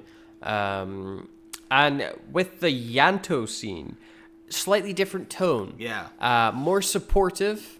And on this, we've got Yanto on the back foot and trying to be more like, I don't want to talk about myself. I don't want to be open right now. I don't want to be vulnerable with you, while his sister is trying to reach out to him because there has been rumors running around that Yanto is a little bit gay. This is split up in multiple scenes, and there's like a mini cliffhanger where the sister's like, oh, you've been spotted. And as an audience member, you're like, oh no, somebody found out that he works with Torchwood or whatever. Of course, that's not a natural thing that would happen in this universe. Everyone knows he must work with Torchwood, apart from his sister, apparently. But it turning out to be the fact that he was spotted on a date with Captain Jack. And it's an interesting dynamic because you can understand why Yanto hasn't been open with his sister, because there is there's more than a slight bit of homophobia in this neighborhood. Like his brother-in-law comes in and is like, but like when his brother-in-law comes in, he gives, I think, the best side of homophobia, which is he's openly, actively very supportive and doesn't judge him at all. Yeah, but he is going to make fun of him. He's like to him, being gay is just funny at its core. That's just, he has no hatred, no ill will towards him. It is just, that's funny. You like men, lol. It got a big laugh for me when his sister's like, don't worry, I'm not going to tell anybody that you're gay now. And then immediately her partner comes in and is like, oh, I hear you like men now. And it's just fantastic. And that's what I mean by a small character having such a great moment. Like, he's so well cast, and he has so much to do with so little screen time. It's fantastic. Same with his sister. Like, the sister could have just been a throwaway character, or even not a character at all. But, you know, there's some really good acting in this scene from the sister, because she is trying to avoid eye contact with him while she's like skirting around the issue of him being gay. Like, she's embarrassed to talk about it, and Yanto's like, oh shit, you found me out. Like, it's also I think it's one of the things that really highlights the importance and how much work Russell T Davies himself has done in broadcasting and fundamentally, you know, shifting public perspective to being more supportive towards gay people and, you know, LGBTQ people and things like that. You know, he has always, he is a gay man, but he has always written queer shows. You know, he did Queer as Folk and stuff like that in the early 2000s, late 90s, I don't remember when. But that, you know, he's always pushing up against what should be acceptable in society and why this should be accepted in society, and treating it as if it's completely normal, because it is completely normal. You know, but this is 2009. You know, this is how many other shows in 2009 were having a conversation about, oh, you're gay, by the way, aren't you? Oh, you know, especially like, science fiction shows. Like, I can't think of any science fiction shows that came out around the time where being gay was handled with such elegance as this does, you know? Like, oh my god, remember being a kid and just, you know, the fact that Captain Jack was exposed to me at such a young age. I think that's the first... As Captain Jack's just like, I shag everybody. When I was a kid, I was like, oh, right, cool. I don't really know what that means. Like, I think Russell T Davies actually did quite a lot in terms of like my perception of gay people growing up, because that's not a topic that was talked about in schools or anything like that. Nope. Like, I don't think I even knew what being gay was, but here's Captain Jack. He likes men. Okay, that makes sense to me. Yeah. Like. Yeah, like he. I think sometimes his, you know, because if he's writes a bad script or whatever, but I think overall the mark he has left in British TV as a writer is, you know, almost unmatched. The impact that he has had in changing perspectives and normalizing a lot of stuff that should have already been normalized. But, you know, this is 15 years later and we're still having the same fucking conversations, but now it's about trans people. And sometimes it's still about gay people because fucking nothing ever changes. But, you know, if this was to come out, if this episode aired today, you could guarantee woke. Oh god, it's just such a beautiful scene. I think I can't remember his name. I want to remember his name. Yanto Torchwood. God, please just give me his actor. I love how bad Google is now. It's great. Gareth David Lloyd. He plays this scene really fucking well. Like, he does. Like, in series 1 of Torchwood, he's kind of just in the background for most episodes, and he doesn't have too much to do. But here, you really understand why Yanto is the way Yanto is, and it's due to his upbringing in this poor neighborhood. You know, he kind of wants like a posh persona, and if we find out more about him later on, I can't really speak much about it, but you just immediately understand who Yanto is, and there's not much dialogue from Yanto here. All he basically says is, I don't think I'm in love with men. It's just Captain Jack. There's something about Captain Jack that I really love. I just need to be with him. And you just immediately understand their connection, why Yanto is in love with Captain Jack and all that. It's really well handled, and again, as I said to you off camera, it's basically a Smithers and Mr. Burns relationship, where Smithers, at the beginning of the series anyway, in The Simpsons, Smithers wasn't gay, he's just in love with Burns. That's how most of the writers saw him as. Yeah. He was a Burns sexual. That was, yes. Yeah. But yeah, no, it's a great scene. And then Yanto's car gets stolen by some teenagers who apparently have better skills than the sonic screwdriver could, because it's a triple deadlock car. Which the use of the word deadlock is fucking I hate it. But you know, and you know, it is welcome comedic relief after. Yeah. You know, there's been solid 10 minutes of just 3 back-to-back really heavy scenes. Yeah. We need this comic relief, and it feels like it fits within the universe. Of course, it is a street where things like that would happen, and it gives more insight to the kind of upbringing Yanto had. You know, where he grew up in this community. And just it conveys information and it's comedic at the same time. It's amazing. It's well written. It is well written. So the episode continues on with Gwen and mysterious old man who likes sniffing people. Who is the guy that was the only adult possessed by the aliens, saying that they are gonna come.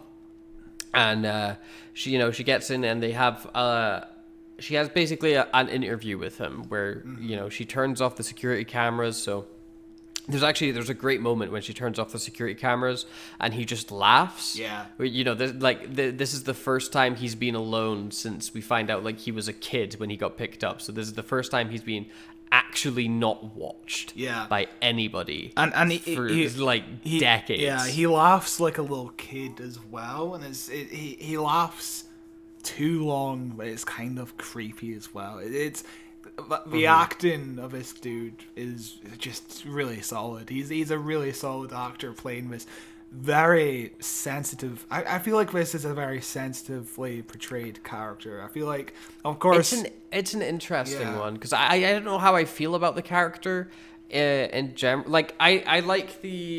I think he's well performed, and I think it's decently written, and I think that it's handled with a necessary amount of sensitivity towards people with mental illnesses and whatnot. Just from a general script standpoint, he is kind of how are we going to deliver exposition to explain what this is, what's been happening? Oh, I guess there was one kid who got away last time, and he's got special powers or something, and that lets him stay connected to deliver. He is a character solely there to drive the plot forwards, but I think that it's presented in an interesting enough way that it never takes me out of the episode to be like, oh, you're just an exposition machine. That's all I think they layer it enough and present it and give us the information in drips. Yeah. Drips and drabs where it keeps you wanting to ask, you want to find out more from him. Yeah. When he's talking. This scene, Gwen remembers she's a cop. And she's able to ask these sorts of questions in a way that's directed towards him, in a very understanding kind of way. She's able to adapt her personality to kind of make him feel at ease, which is what cops should theoretically do, rather than just shoot unarmed people, whatever. Or curb stomp them in an airport recently. Yeah. But she has a gentle kind of nurturing tone where you're like, when the information that when we find out that she's pregnant, you're immediately like, yep, that makes fucking sense. She would be a good mother because she just conveyed a motherly instinct and trying to clam down and trying to get information out of him without making them feel more stressed. And there's some really I don't know. I don't know if a good motherly instinct is to remain calm. From the parenting I saw earlier in the episode, a good motherly instinct is to yell at your kids and make them think like, everyone thinks you're a freak. True. So I don't think she's going to be a good mom at all. But this scene is honestly really lovely, and there's some close-ups of like her hand trying to gently kind of like nudge his hand to like calm him down. And that's some really good insert shots up there. It conveys so much. I think it for me it borders on being slightly too sappy at moments, but I also think that this is a character who hasn't felt love or connection like his entire life, and so you kind of need the scene to be sappy. You need Gwen to be slightly going a bit like, oh, like I'm so lovely and whatever, because like he's never had that before, and that's what makes him open up. Is he feels safe, he feels connected, he feels like he can trust Gwen, that she's going to believe him with what he's going to say to her, unlike everyone else who treats him like a liar and is constantly watching him. It's it's pretty interesting. But he basically goes on to tell us that he used to live in a care home called Holly Tree up in Scotland. Where's that? Never been to Scotland. And they took them all out on a bus one night saying they were going to a new home, but instead they brought them to them, and they just looked like lights in the sky. And which is then we'll talk about it's like a classic. It's like a classic way of describing aliens as lights in the sky. That's like Close Encounters. We'll talk about it when we actually meet the alien in episode 3, but they do a good job of keeping this low budget, just lights. That's really simple to set up. There's no like tentacles coming out or anything like that. It's just really simple stuff, it's also just really fucking works. Like, you get it, you feel the presence of these aliens even though you just see lights. You just feel fear, you feel intimidated. And it also helps, if you saw tentacles, some of the more realistic conversations would feel a bit more out of place if the aliens felt more alien, if that makes sense. If you saw like weird squid dudes walking around London, then all of the conversations, all the normal conversations between Captain Jack and Alice and Yanto and his sister would feel out of place in this episode. But it's because the alien threat feels so distant, it feels more human, if that makes sense. Yeah, well, it also, I think, adds, like, there's multiple ways you can do aliens, and I don't think there's any real wrong way of presenting aliens, but the way that they are set up and presented in this script is they are supposed to be a mystery. Yeah. They aren't a direct threat. They are an existential threat. They are something unknown coming from the beyond. And something unknown from the beyond is much scarier when you don't know what it looks like. It's this unknowable mass, this giant white light in the sky. It's Cthulhu. Yeah. That's what the whole tentacle thing. It's a very cool setup for a scary villain. I'm just so excited to get deeper into this series. We've barely scratched the surface. I'm excited to get to really big reveals, because there's heaps of them. There's so many great reveals in this series. Interesting. After that scene, we cut briefly to Capaldi, who has issued the blank piece of paper. I remember what it was called. The blank page. Is that what it's called? Blank page. That's it. Yeah. He issues out the blank page, and our lovely spy on the inside, the newbie, Lois. Yes. Lois has she opened up the email which contained which. I don't think this email would ever exist. No, if you've got if it's you've a got the blank system page, of the blank, it would remain a if- blank if- page, right? Yeah, if you have the system of the blank page, the only people involved in being handling or looking at that blank page should be people that are already informed as to what it means. You know, if you were given a blank page that means kill, you know, X, Y, and Z, it doesn't mean check your email, by the way, because I've sent you a list of names I need you to kill. Like that feels like a slight cop out, but also how else are you going to present that information to us? I suppose there sometimes you have to make little jumps in logic to deliver exposition. But we find out that Peter Capaldi's going to kill KFC. There's some very interesting names in this list, and I feel like there's a connection for everyone. Of course, there's Colonel Michael Sanders, which has to be a reference to the Colonel Sanders from KFC, right? It's gotta be just a name. He must have had the TV on and saw a KFC commercial, you know? Maybe he was eating KFC as he wrote it, you know? Maybe he like... Of course, there's Alan Hunt, which I'm reaching here, by the way, might mean Ethan Hunt from Mission Impossible. Okay.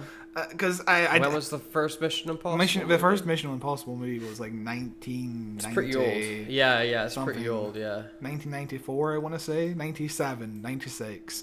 Yeah. 96. God, that's super old franchise, Jesus. Of course, there's also Captain Andrew Staines, which is an actor who appeared in Doctor Who. Andrew Staines appeared in classic Doctor Who a few times. Mainly, his main role is in Planet of the Spiders, which is John Pertwee's final episode. But I'm not sure if it's an actual reference to him. I'm just reaching here. But I was interested to look up all these names and just try and make a connection. But Colonel Sanders is definitely a reference to it has KFC. to be, yeah. There's no way he would call the character Colonel Sanders without the KFC connection. Yeah. But we see that those orders to kill, and then we cut to Captain Jack and is Ramesh? 2 seconds, let me scroll up. Rupesh, you were close. Rupesh, yes. And Rupesh, and for whatever reason, I did not have any single alarm bells going off in my head. I've just seen orders to kill big on screen, and we then cut to Captain Jack, and I didn't go, oh, he's in danger. I never made that connection as he gets brought in under to this like morgue where they're keeping a body of one of these dead Chinese men. Sorry, I'm laughing because I paused on a thumbnail of Captain Jack just after he got shot, and I'm adding that to the actual thumbnail for this image. It's a very funny face. Okay. It looks like he's doing a poo.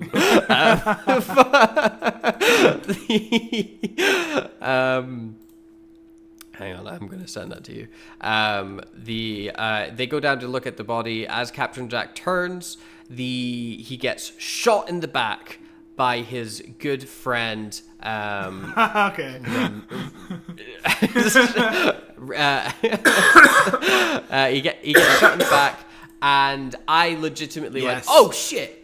Because I did not see this betrayal coming. It was a genuine twist that caught me by surprise, and I was very happy about that. And it's one of those moments I remember watching as a kid and just thinking, "Oh my god!" Just jumped off the edge of my seat. Of course, we know Captain Jack's gonna make it alive out of this, so yeah. But yeah, you just I mean, that's a driving plot point, though, is that he keeps coming back, and so they're like, "Well, we'll just kill you again." God. Bang! You know? All of the body horror stuff in episode 2 is really good. Oh, it's fucked. It's real messed up. Yeah, I think episode 2 is weaker overall in plot. If you were to point to any episode and go, that's filler, you would point to episode 2, but it's still like 9 out of 10 television. It's really solid. It was pretty good. Yeah, it was pretty good. While this is going on as well, we find that they've also flagged the old man as they're going to go find him because he revealed his name to Gwen as his name is Clem. Gwen and Clem and everything rhymes. And so they've ran off to go and get him, but he smells them coming because he smells the pigs. But they shot when they shoot Captain Jack, they open up his belly and they put something inside and stitch him back up again. Ramesh? Yeah. Yes. Ramesh. Sorry, I'm so bad with names. It's very late. It's almost midnight when we are recording this. Ramesh is like, hey, hang on. Isn't Captain Jack going to be a bit weird when I'm, like, unharmed and when I'm not? Isn't he going to be like, what happened here? And then, like, finally he connects the dots as to, oh, I'm dead. I'm going to die. And he tries to run, but he gets shot in the back by the evil lady who is in charge. Well, she's not evil, I guess. Well, she's the bad guy. She's the antagonist, the human antagonist for the events that are going on with our characters. She's not technically a bad guy, I guess. Again, that's one of the great things about this series of Torchwood. There's so many characters who have varied levels of morals, and yet you can still say they're a good guy. You can still say they're a bad guy. It's so much I want to say.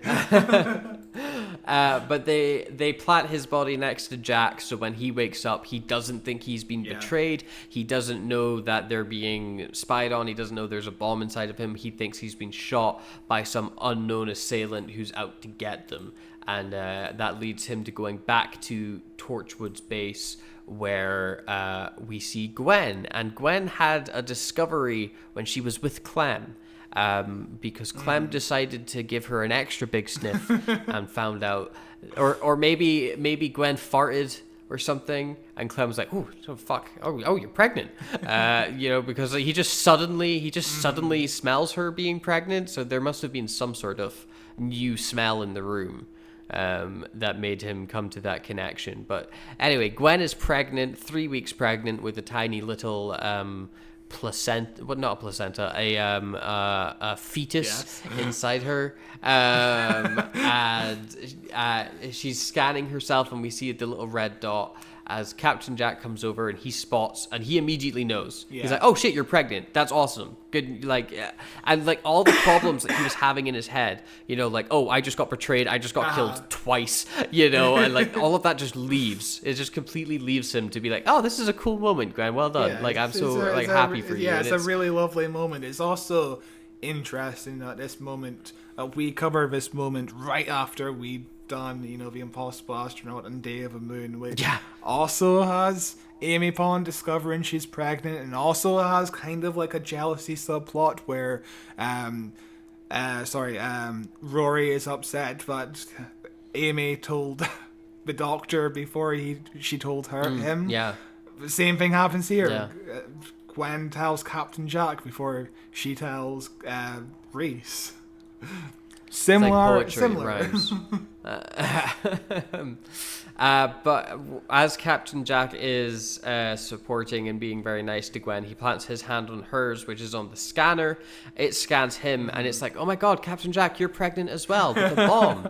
And immediately they go into panic mode. He tells them to just get the fuck out of here, and he promises Yanto, he's like, "Hey, nothing can kill me. I will survive. Just fucking run." He gives him a big smooch, really big sloppy kiss, very sloppy, as Yanto goes up the weird elevator shaft that they have sometimes, as all the kids start freaking out again, saying, "We are coming, we are coming." We see Peter Capaldi screaming at his children, as every good parent does. God, the way Peter Capaldi falls to his knees, his facial expressions. Just some really fucking great acting, He's a good actor, that Peter Capaldi. And I really liked how suddenly at the end of this episode, like, the tension feels so high.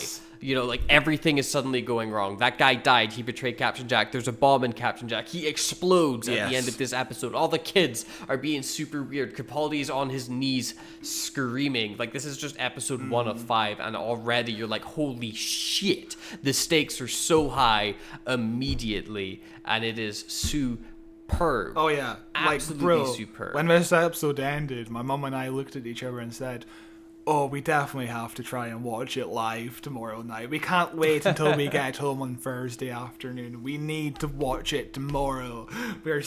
We were so into it. Like this cliffhanger. I feel like any other writer would have had the cliffhanger be, Torchwood explodes. Do the characters make it out alive? That's what any cliffhanger would be, you know. Just, of course, the characters would make it out alive. They're contracted for 4 more episodes. They aren't going to die episode 1 of this brand new story. It makes no sense. Yeah. But the way that Russell T Davies builds on this cliffhanger by cutting to, you know, all the kids saying the same thing, by cutting to Peter Capaldi, and the cliffhanger you leave off with is, Torchwood is fucked. You know, they may make it out alive, but they are fucked. They're already operating at a very low capacity because they lost 2 members last year. And they are fucked because they just lost their home. They lost their car because Yanto lost their car. Like, they have nothing left. They are fucked. And it's just, how the fuck are they going to get out of this? It's so well written. It is. I also want to highlight the shot of Peter Capaldi screaming when his kids, like the framing of that shot is fucking spectacular, with his 2 daughters on either side of the frame, him kneeling down in the middle, and his wife behind him with like covering her mouth with her hands. Like it is a beautiful. I'm gonna try and incorporate it into the thumbnail because it's just a beautiful shot, absolutely incredible looking shot. That is day 1 of Children of Earth, and we have been recording for 3.5 hours, so this is probably a 2.5 hour episode. I am fucking shattered, and to summarize my thoughts, very good. I am very excited to see where this is going. This is going to be a very long series. This is going to be there's going to be some very long episodes for the next month and a bit. So strap in for that. But, you know, at least we're talking about really fucking great TV. Like, I'm just going to go on IMDb and just look at all the ratings for this season. 6 out of 10. 2